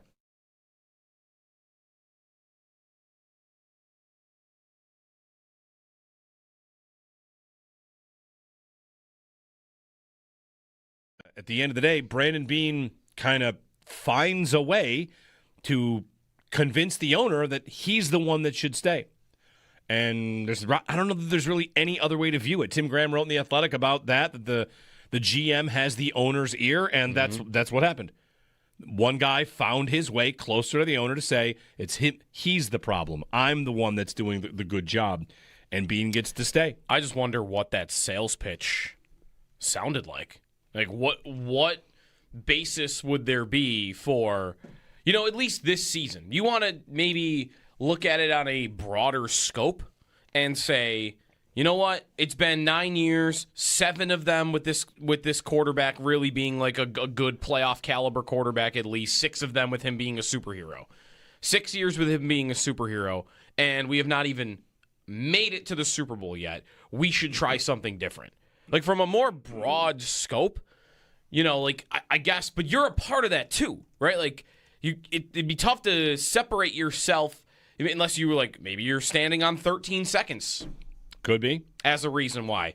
That would be, I think, the way you'd have to approach it. Because if you were just going to look at whose fault it was that this season didn't result in a Super Bowl appearance, then I don't know how you target Sean McDermott and get away with that. I think this might have been his best coach season as Bills head coach. Unless you want to debate that between when they broke the drought, because that team didn't have much talent either. However, that team, turnover differential, right? And, they got some luck along the way. That team wasn't as good as this one. This one, I don't know, no one would look at that defense and say anybody should do more with what they had. And on offense, the areas in which they were talented, offensive line, super talented, one of the best lines in football. Running back, one of the most talented running backs in the league. They were the number 1 rush attack in the league. Okay, so the one area they did have talent, they were number 1. And then all the other areas where they really were lacking, I feel like they kind of met expectations or exceeded expectations in all other areas, given what the talent was. I think the sales pitch, if you were Brandon Beane, would have to come from all 9 years and not just this past season. Yeah.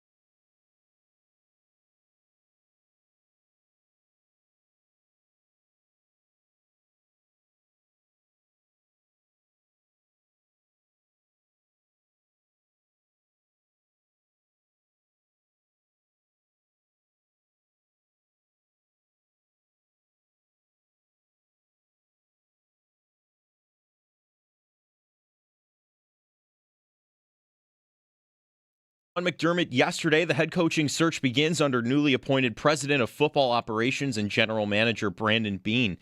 The Bills also put out their future reserve signings, which included defensive tackle Tommy Kings-Basotti, linebacker Jimmy Charlo, offensive lineman Travis Clayton, defensive back Corey Couch, cornerback MJ Devonshire, running back Frank Gore Jr., wide receiver Stephen Gosnell, wide receiver McCole Hardman Jr., linebacker Keontae Jenkins, defensive end Andre Jones Jr., defensive tackle Zion Logue, and defensive back Daryl Porter Jr. As the coaching search gets underway, you'll be able to get all of your updates right here on WGR Sports Radio 550, at WGR 550 on X, and WGR550.com. The Sabres fall to the Hurricanes 2-1 yesterday afternoon. Svechnikov coming off his fourth career regular season hat trick. Meanwhile, a counter by Dahlin scores! Down the right side, the captain snaps it! Rasmus Dahlin scored the lone goal early in the game. They're back in action tonight in Nashville, taking on the Predators for a quick turnaround with puck drop set for 8 o'clock. Around the NFL, the Titans hired former 49ers defensive coordinator and Jets head coach Robert Saleh as their head coach. The Dolphins have hired Packers defensive coordinator Jeff Hafley as their head coach, and Bills offensive coordinator Joe Brady has a second interview coming up with the Ravens, reportedly. In the College Football National Championship, Indiana defeated Miami 27-21. That's your Paddock Chevrolet Sports Update. Paddock Chevrolet celebrating 90 years of being your hometown dealership. I'm Joe Cali for WGR Sports Radio 550.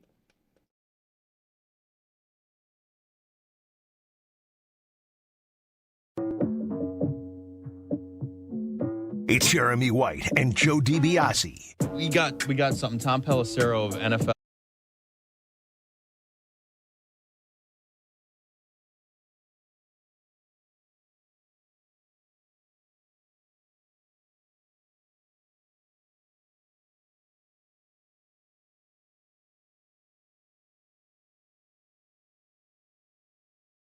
.550. Wow. Jeremy and Joe. Joe's off the rest of the morning, hanging out with you, talking about the Bills' move to fire Sean McDermott and chart a new course, which, again, whether it's shock, disappointment, excitement, it might all be kind of jumbled in. We're going to take a few minutes to talk with Mike Catalana on the Western Hotline. Mike Catalana of WHM in Rochester and Buffalo Plus on YouTube. Mike, we usually talk at training camp, and I'm sure we will again this upcoming year. Where were you when you heard the news? And you don't have to say listening to us. You don't have to say that. But it'd be nice if you did. Where were you, and how did you take it initially? Yeah, well, I'm listening to you guys a lot. And that morning, I was sort of getting my coffee ready to go. And the next thing you know, it's sort of mayhem. And I got Dan and Jenna together, like round up the troops. And we went live on our podcast. I think all of us were stunned. Yeah. I think that's the word most people have used. And I would agree. Not that we didn't think at some point this could happen with Sean McDermott. I just didn't think this was going to be the point. Yeah, there seems to be a general consensus, like NFL circles, that McDermott did a good job with this year's team, given their shortcomings, given whether it's injuries or roster holes. That sure, they didn't win the division, but they still won double-digit games, and they did all right. That said, did you find the overt pointing out of roster problems maybe it wasn't overt, but McDermott's comments, his shots that he would take here and there, did you find that to be surprising or an indicator that we would get to this point? I was a little surprised, only because at least publicly that's not been Sean's way. And listen, to some people, if they don't speak fluent McDermott, they might have been like, oh, I didn't think that or whatever. Most of the people in the media room, certainly, and I know you guys, could hear that. And I think there was a sense of frustration. Now, I thought there were roster issues until I heard Ian Rappaport, and I'm like, wow, I can't wait to cover that team because that sounds like they have a great roster. So, I was sort of on the page of roster issues and especially things at the margins that really hurt them.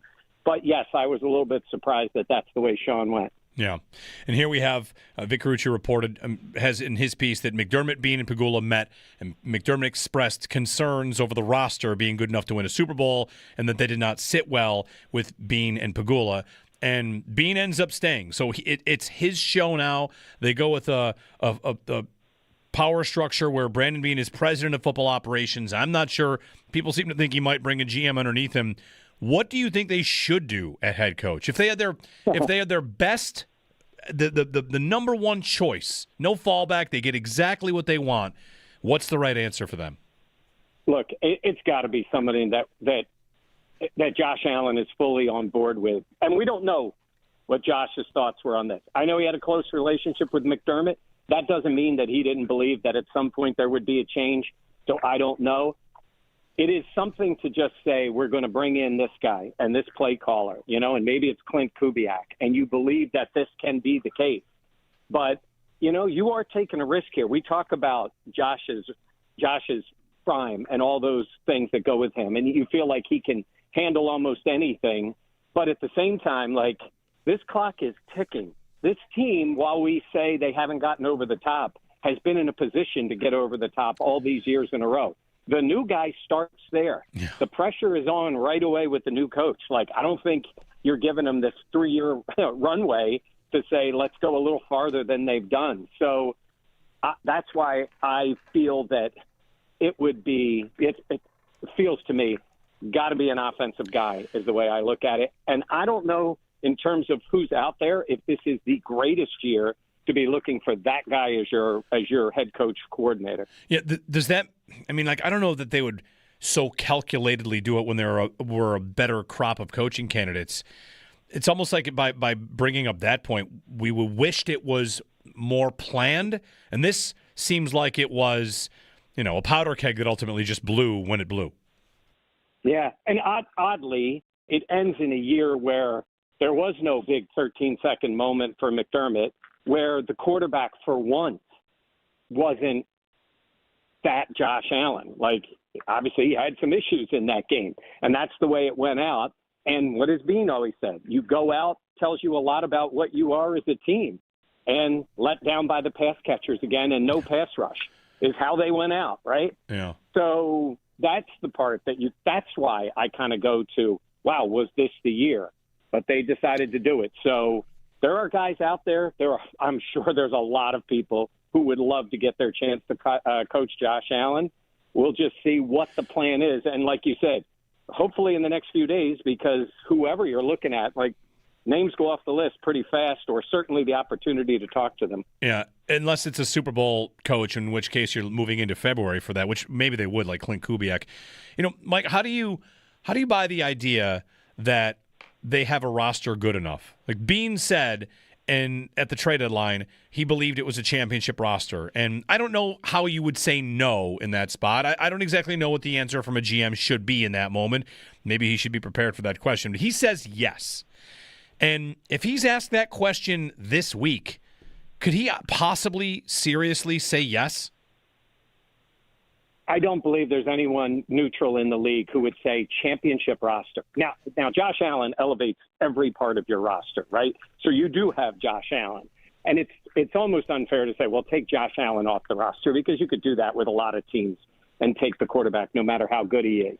But I don't think top to bottom Brandon Beane feels that way. He wants to feel that he has that or the potential for it. But, when you talk about elite players, I think of a championship roster being solid everywhere and great in spots.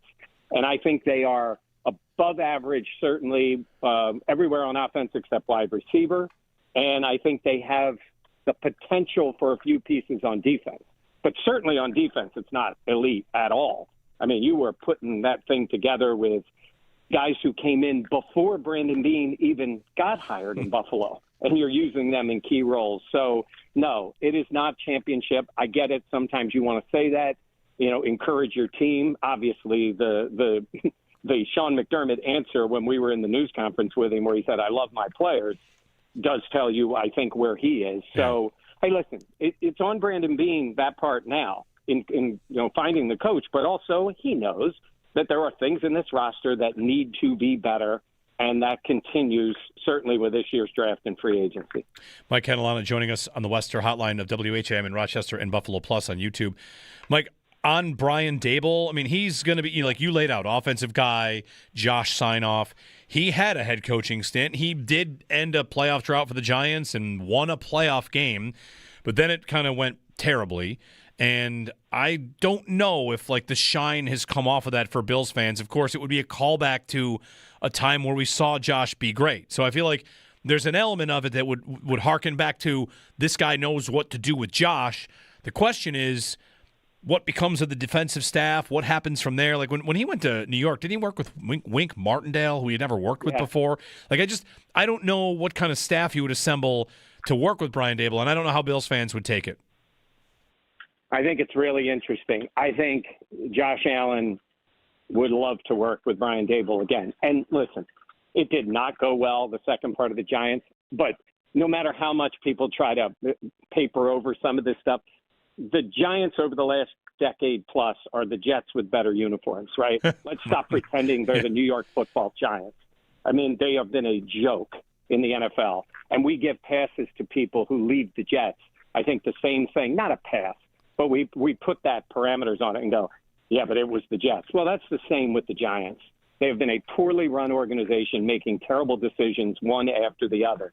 Now, maybe they fixed it now with Harbaugh. We will see that they've had to do that. But I think part of that was on Daboll. But part of that is he also, I would think, has learned. And we've been, I've been told that he learned a lot about what it is to be a head coach. I think he learned a lot about what Sean McDermott really went through that maybe he didn't realize as much when he was the offensive coordinator. I think all that would help him. And Jeremy, it also depends, where's Josh on all this? I mean, we haven't heard from him, and I can't imagine you make these moves without somewhat your quarterback being aware of what's going to happen.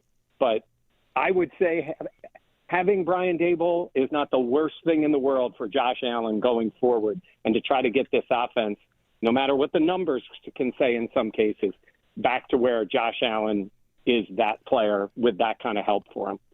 Would you feel elevating Joe Brady is on the list of possibilities? I would be stunned if they don't technically interview Joe Brady. It is something to see. I mean, he is getting those looks around the league, multiple interviews and all. I think to just look at this team and just say we're going to elevate the offensive coordinator to head coach would surprise me a little bit, but I can't imagine that is the plan going in. I just didn't feel that way during the year, and I don't know how that would be perceived during the year. I mean, in fairness, what we have to give Joe Brady is the idea of, we talk about pass catchers and wide receivers. I mean, that's a big part of what he's dealing with, too. So you have to give him that. Whoever comes in, I would assume any offensive guy is going to want more on the roster than he had this year. I guess it could happen, but wow, that would be, something let's look at it. A few years ago, you had an opportunity. If you wanted to move on from McDermott and elevate the coordinator, it was Brian Daboll when this offense was humming. Yeah. And now it's effective, but it's not what we got used to seeing. Mike Catalana, Mike, one last one for you here. As we look at coaching changes around the league, often a coach will come in and talk about changing the culture. And this spot, that will not be something a coach, I think, will want to pound the table and say, I'm going to change the culture. The job will be, sure, have your own, but to keep a good one. And you posted yesterday on Twitter about how McDermott was kind of like the soul of this organization and how important he was to that. And I wonder how these coaching candidates will view anytime you go somewhere, you think, I got time to make it my own. And any coach coming in, that's one spot where maybe Brian Daboll would know that culture well, as opposed to Clint Kubiak, Nate Shieldhouse, a newcomer walking in the door here. I just wonder what they would think about, your job is to kind of keep this thing where it's been, but also make it yours. And that gets kind of, I don't know, that gets murky to me. It does. Look, the new coach inherits Josh Allen, inherits the talent that they have, inherits the winning, at least, mindset, but he doesn't inherit the culture. And that takes time and time with the players. And that's unfair to think somebody's just going to walk in and have what McDermott had. I do think there's too many people who dismiss that and just say, I'd rather have this and that. Sure, you want to get to the Super Bowl. Everybody does. And you'd take the 1 year of whatever it is if you could get to the Super Bowl and not worry about that. But this is the reason they've been in play. And I think you can get a great play caller. You can get changes to schemes and all those things. But if you don't have that game in, game out, this is the NFL. No matter what, like, silly things Ryan Clark said about it being, like, all on Josh Allen. Yeah. Like, you need the other guys. And that comes with that. That doesn't mean this new coach can't build that. And they absolutely can, and some guys are good at it and doing it quickly.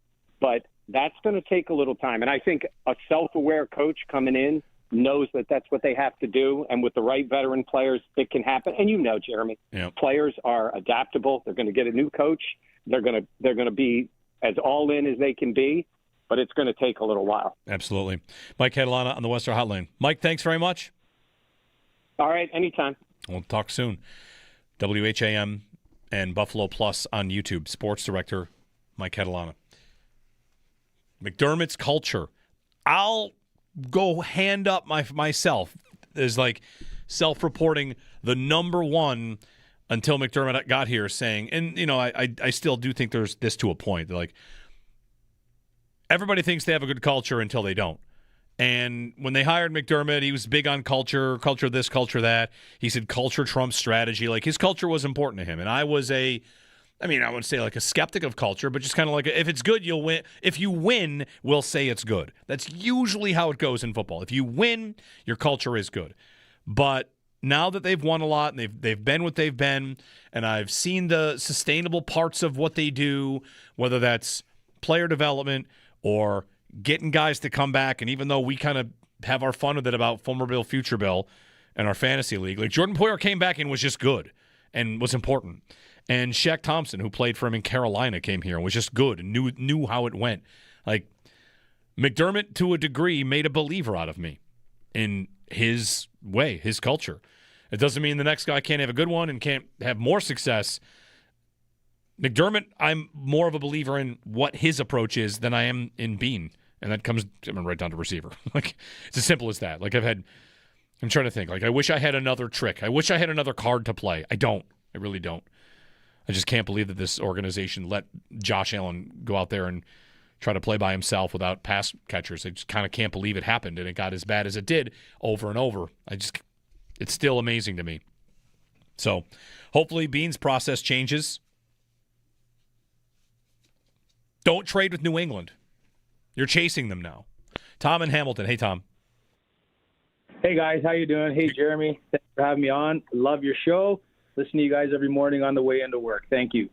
Thanks for calling. Thank you.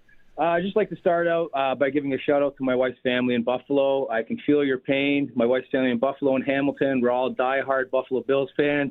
We eat, breathe, sleep Buffalo, bleed blue and red. So I just want to say hello to all you guys and hang tight. I'm going to echo some of the comments you guys made about Beane.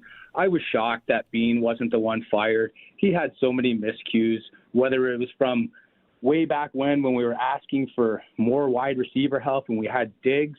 And what did he do? He paid Diggs to leave. And he replaced him with Curtis Samuel, Josh Palmer. Not going to cut it. And then we go to the defensive ends, those two that he signed that were on suspension. The only thing that Ogunjobi did for us was cost us a fumble in a playoff game. Not good. And then towards the end of the year, we were all panicking because Schaefer's and Gabe Davis were out. Like, Schaefer's just made the team this year. He's been on our team for like 4 years. And Gabe Davis, he's only been here for a couple games, and we were all lost. We didn't know what we were going to do without these players. Like, that's concerning. Having said that, I'd like to Sean McDermott. He was a great coach. Love the culture. Thanks for all the special times and special moments, Sean. Having said that, I'd like to bounce a couple ideas off of you guys. Sure. For head coach. Now, a couple of retreads, and that would be, don't shoot me, but what about Bill Belichick or Tomlinson as our head coach and Mike McDaniels as our offensive coordinator? What do you guys think of that? Thanks, Tom. I think if you want a worse defensive play caller and a worse manager of the game, then you should get Mike Tomlin. If you want the worst game manager and the worst big game, playoff game defensive coach in football, then Mike Tomlin's your man. And Bill Belichick doesn't seem like he can make decisions on his own that I would trust. That's I would say about those two. Mike McDaniel, I think he's a good coach. He'll get another chance. I think he'll succeed. Mike McCarthy is a name out there. The Steelers have asked for permission to speak with Mike McCarthy, or they plan to interview Mike McCarthy. I don't think they even need permission. So that's the latest on that. I just saw that from Tom Pelissero. Mike McCarthy will interview with the Steelers tomorrow. He was a candidate for the Titans. The Titans have hired Robert Saleh. You don't want Mike Tomlin. If the Bills hire Mike Tomlin, it's a joke. And then you can play this when they win the Super Bowl. That's fine. I'll accept being wrong. Mike Tomlin's a terrible game manager. Terrible. Terrible, terrible, terrible. He's a terrible defensive coach. You got his own players, old alumni of the Steelers. He got carved up by Joe Flacco this year. And Joe Flacco basically came out of a retirement home and said, like, yeah, I know what they were going to do. They do the same thing every year. You don't want Mike Tomlin. No way. If you hire Tomlin or Belichick because they have won a Super Bowl, I just think you're nuts. Like, just this idea, this notion that winning a Super Bowl is not the result of process and good and having good players, and instead it's some sort of magical, mystical story about what's in your inner makeup. Like, I think that's nuts. So I'd hire someone that's going to win Super Bowls, hopefully, as opposed to someone that has won Super Bowls. The only Super Bowl winner I'd be interested in would be Bruce Arians, because he's an offensive guru. He's worked with every great quarterback, a lot of them. And he's a good man. He's a good man and a good leader, good culture. Bruce Arians has a lot of good boxes to check. He's retired. Someone might text him today like, hey, they're talking about you in Buffalo. You're like, why? I would in a heartbeat, but I don't think he's on the table.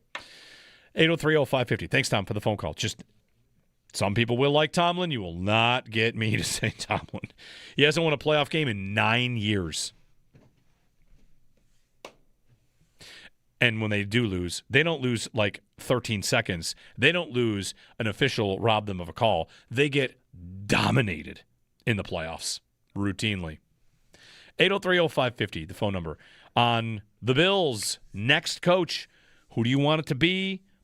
We're still kind of looking back on McDermott. It's about 24 hours right now since we found out that neighborhood. Jeremy and Joe on WGR.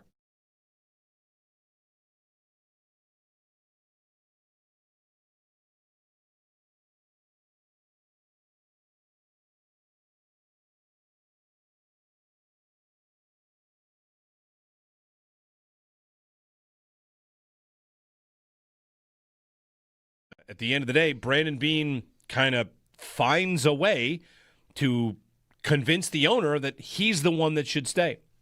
And I don't know that there's really any other way to view it. Tim Graham wrote in The Athletic about that the GM has the owner's ear, and that's what happened.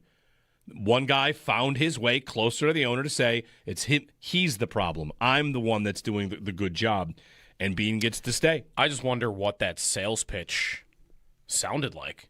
Like, what basis would there be for, at least this season? You want to maybe look at it on a broader scope and say, you know what? It's been 9 years, 7 of them with this quarterback really being like a good playoff caliber quarterback, at least 6 of them with him being a superhero.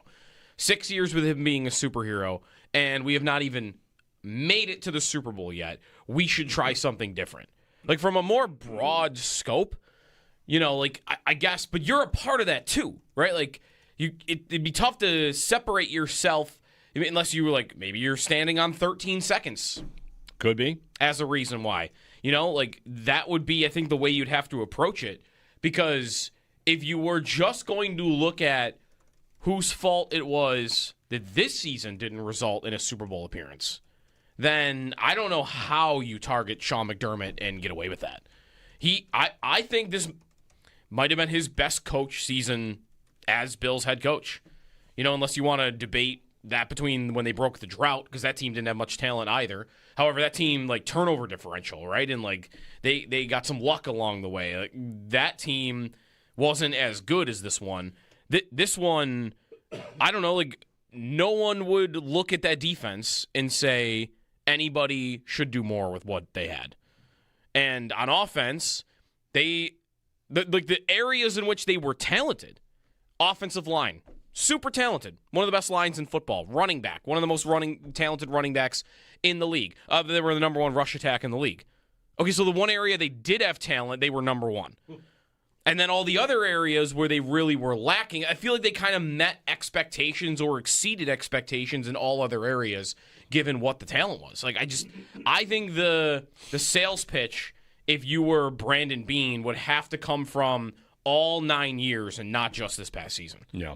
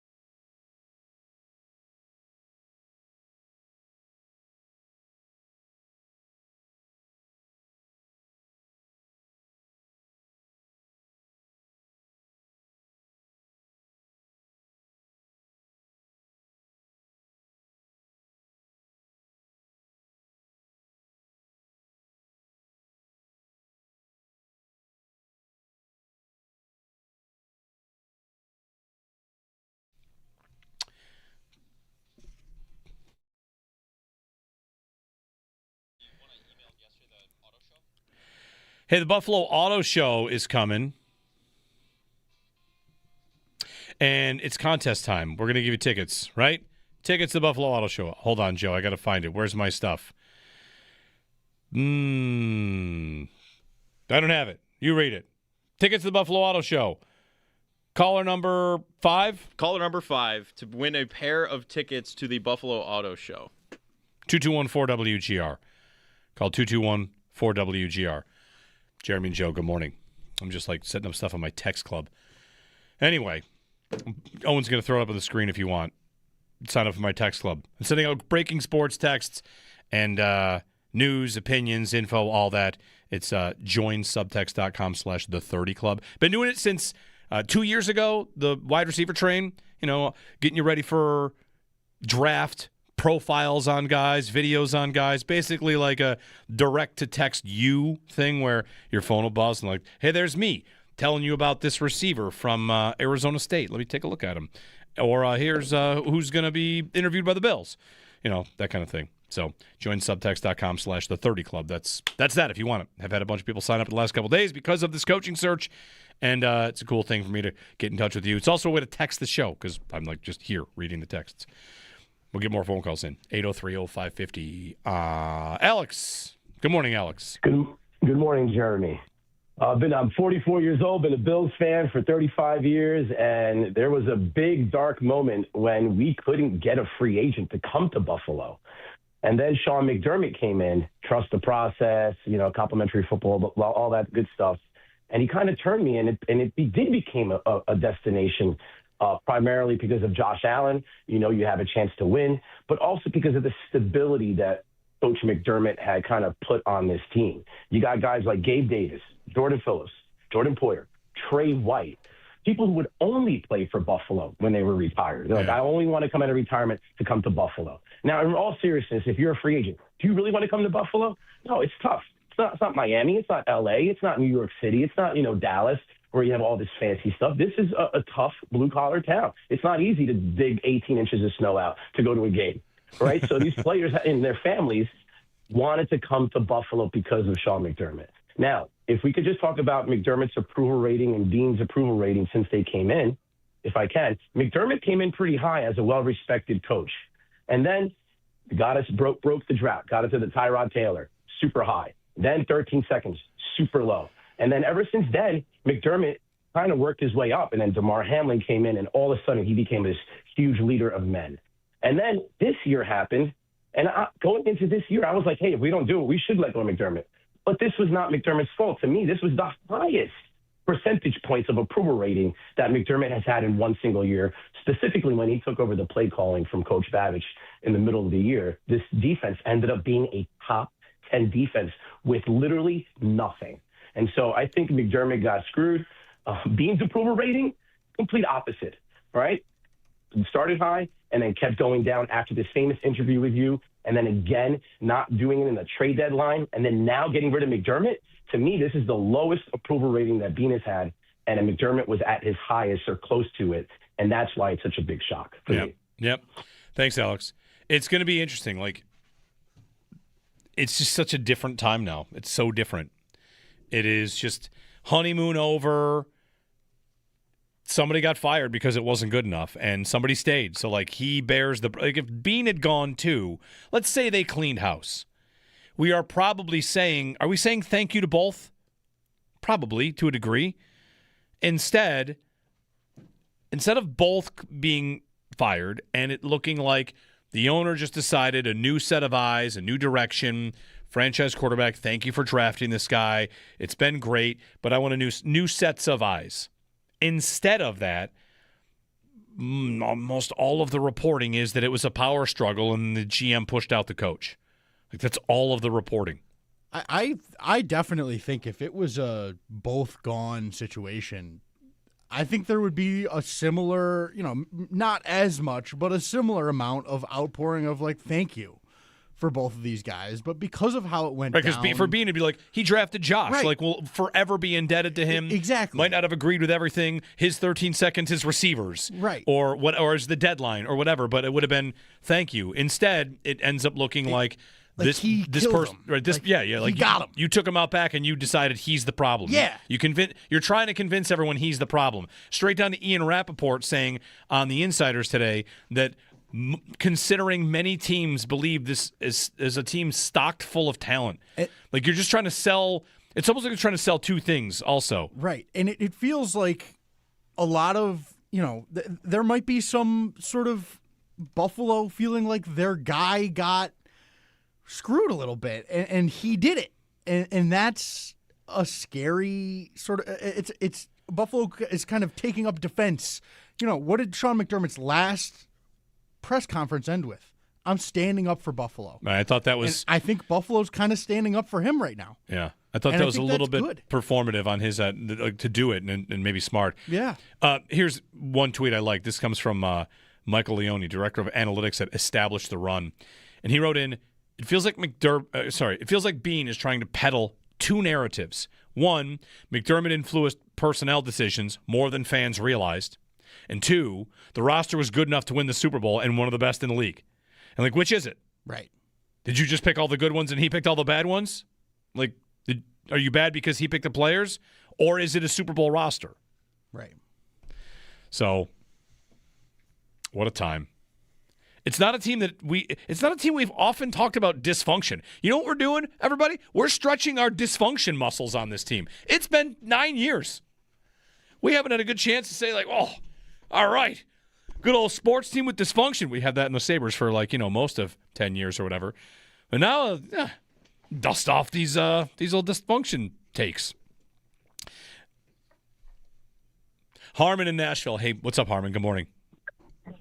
Hey guys, how you doing? I just have a little bit of a lot of criticism for Bills Mafia. I love my fellow Bills Mafia people, and I think Brandon Beane should have been fired along with Sean McDermott. I've been saying it for a couple of years now, and a lot of people out there, and I mean a lot of people. I go to Bills backers bars here in Nashville almost every week, and everybody's like, "Oh, I'm tired of Sean McDermott," blah blah blah. And now, all of a sudden, since he's been fired, everybody's like, "Oh, he should have stayed. He should have stayed. We shouldn't have fired him. Brandon Beane should have been the one to be gone." If you thought that, then all of the vitriol that was directed at Sean McDermott, because there was a lot of it over the last couple of years, especially since 13 seconds, every time something would go wrong on the field, "Oh, Sean McDermott's got to go." See, this is what Sean, I think personally he's, his time in Buffalo is Andy Reid in Philadelphia. It's Tony Dungy in Tampa Bay. I love Sean McDermott. I think he's a great coach, and I think he's going to succeed wherever he goes. But I think his time had kind of run out here. But I think a lot of people are doing revisionist history on their opinion on Sean McDermott. Maybe, Harmon. I would say, like, opinions are allowed to change. You're allowed to think one thing and then think something else. And I think this season, people changed their mind on McDermott. Plenty did. I mean, there's not fire him or keep him forever as just like the two ends. There's, you move around. Would I fire him after 13 seconds? No. But if they had, it would have been a pretty drastic move. Instead, you get more and more seasons of success. You get a roster that's not perfect. I mean, whenever the defense fails, we say McDermott failed. And whenever the offense fails, what do we say? 3 straight playoff games. Joe Brady's offense had a chance to win it and didn't. Is that on the coach? Is the coach only the defense? Is he only... Because 13 seconds was your defense lost the game. You lost in your quarterback's finest hour. And since then, your quarterback hasn't had an hour that fine. He's been very, very, very good. But in the playoffs, your offense has not gotten it done. And it's not the fault of the quarterback. The quarterback's last 2 throws to end seasons have ended in the hands of receivers that did not finish the catch. Like Dalton Kincaid. He threw screens to Amari Cooper. He threw an orbit motion on 4th and 5 that turns into a prayer to Khalil Shakir. He's got 1st and 10 at like the 20-yard line at home to send the Chiefs packing, and they have to settle for a field goal on 4th and 9. Why doesn't the offense matter? How is it that only the defensive problems are an issue? Well, hey, 30 should be enough to win. Well, it wasn't, and your quarterback's on the field. Can you get 33? No. All right. I've always kind of like been bothered by like this number should be enough to win. Whoever does that. What score should win the golf tournament this weekend? Just throw out a number. Nobody knows. You actually have to play the tournament. 30 should be enough to win. Okay. All right. Great. National championship last night. What was the number that should have won the game? It's useless. It doesn't matter. What happened in the game? Miami had the ball last night. Does Miami say like 24 should have been enough to win that game? Maybe you feel that way. Carson Beck had the ball. Go ahead and win it. Win the game. And he threw a pick. Like, oh, got to get mad at my defense about that. Like, these games are match play. And 3 straight seasons, your defense keeps games alive. In Kansas City, the defense kept them in it. They had the ball and the lead, and the best you've got is a quarterback sneak that comes up short, and then you get the ball back again, and you go 17 yards, and the season's over. Tell me more about 13 seconds. Denver, overtime. Get your stop. Get the ball back on offense. What do I got? Not going anywhere. 3rd and 10, heave it long, and a receiver can't complete a catch. Like 3 straight seasons. Brandon Beane says, I would take it every time to have Josh Allen on the field down 3. 3 straight times. You had it. And it's his fault. It's the coach's fault. 3 in a row. You don't even have to settle for that. Up 1 with the ball in Kansas City. Up 1 with the ball in Denver. 5 minutes left. 1st and 10. 14-yard line. Who failed? I'm sorry. You didn't really say anything that got me going on all that, but I got going on it. Who failed?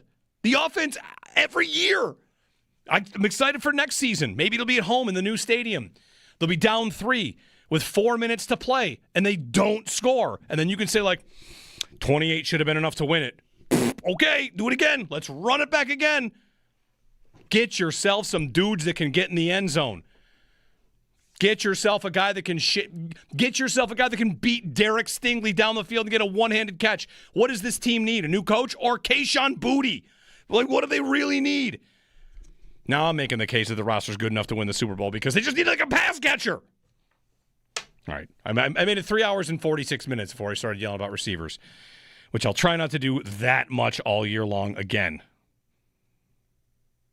I'm just play Freebird out here. This is what I do, is yell about receivers. Anyway, thank you for the phone call. The point about people wanting McDermott fired, I saw I think it might have been AJ Klein said, you got what you wanted. Listen, a lot of you talk to Bills fans and Bills backers bars. I talk to a lot of Bills fans on the radio, on Twitter, texts, everywhere. And I did not get the sense this was a year where they were coming for McDermott. I just don't get that sense. Had they lost to the Chiefs again with a great roster, I think you might have gotten there. Instead, you had a roster that was elevating practice squad guys regularly and brought back old guys that saved the season. And he pieced it together. And he held it together with a defense that had Jordan Poyer. You did it. Trey White, you did it. So I just feel like there had been previous versions that you might have wanted him fired, and this time around, just there wasn't really much of an appetite for it. Now that he is, it doesn't have to be terrible. You can go hire the right coach, and I'm going to continue to say go fire the right coach. Or go hire the right coach. All right, 803-0550 on WGR.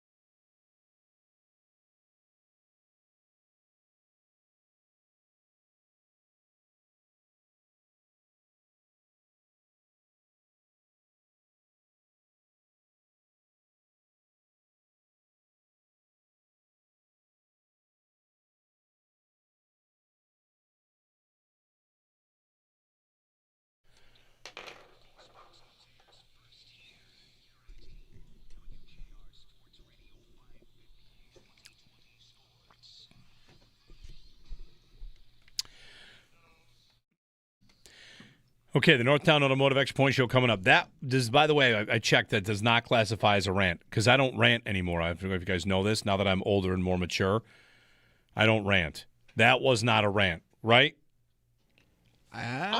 It's just those, I haven't been around for like a classic rant though, so like I don't know. You know? I guess the closest you got to that was me talking about Tage when the puck bounced off his butt. Yeah. I was thinking about how I want to caption that clip because I was thinking about rant. I don't think it was a rant. I think it was just, no, I mean, do what you ever got to do, but it was like a rant's little cousin. Like if we can find a word for that. Like I don't know. A runt. It was a runt of a rant. I don't know. Waiting for the Bills have asked to interview with so-and-so. We don't have that yet. I need some names. So far, the news of the day, and again, this is Vic Carucci has it at Channel 2's website, Carucci Take 2. Vic, great, connected, knows what's up. And in his piece, he says he was told during a meeting held 5 weeks ago between McDermott, Beane, and Pegula, the coach pointed out what the roster lacked to win a Super Bowl. I don't know the specifics McDermott mentioned, but I'm told neither Beane nor Pegula was pleased with McDermott's assessment. There you go. They didn't like that the coach thought they weren't good enough from a roster standpoint. Okay. I feel like most people think that is an accurate assessment, and the Bills didn't like it. So he got fired for that, or they got fired for 8 years. It's all in the mix. We'll have to find out. No news of a press conference yet. When that might be, tomorrow, Thursday. But they've got a coach search and a new coach to hire, and a lot of questions to answer about how they arrived at this process, which is a new direction and can take them, hopefully, to greater heights. Northtown Automotive Extra Point Show is coming up here on WGR.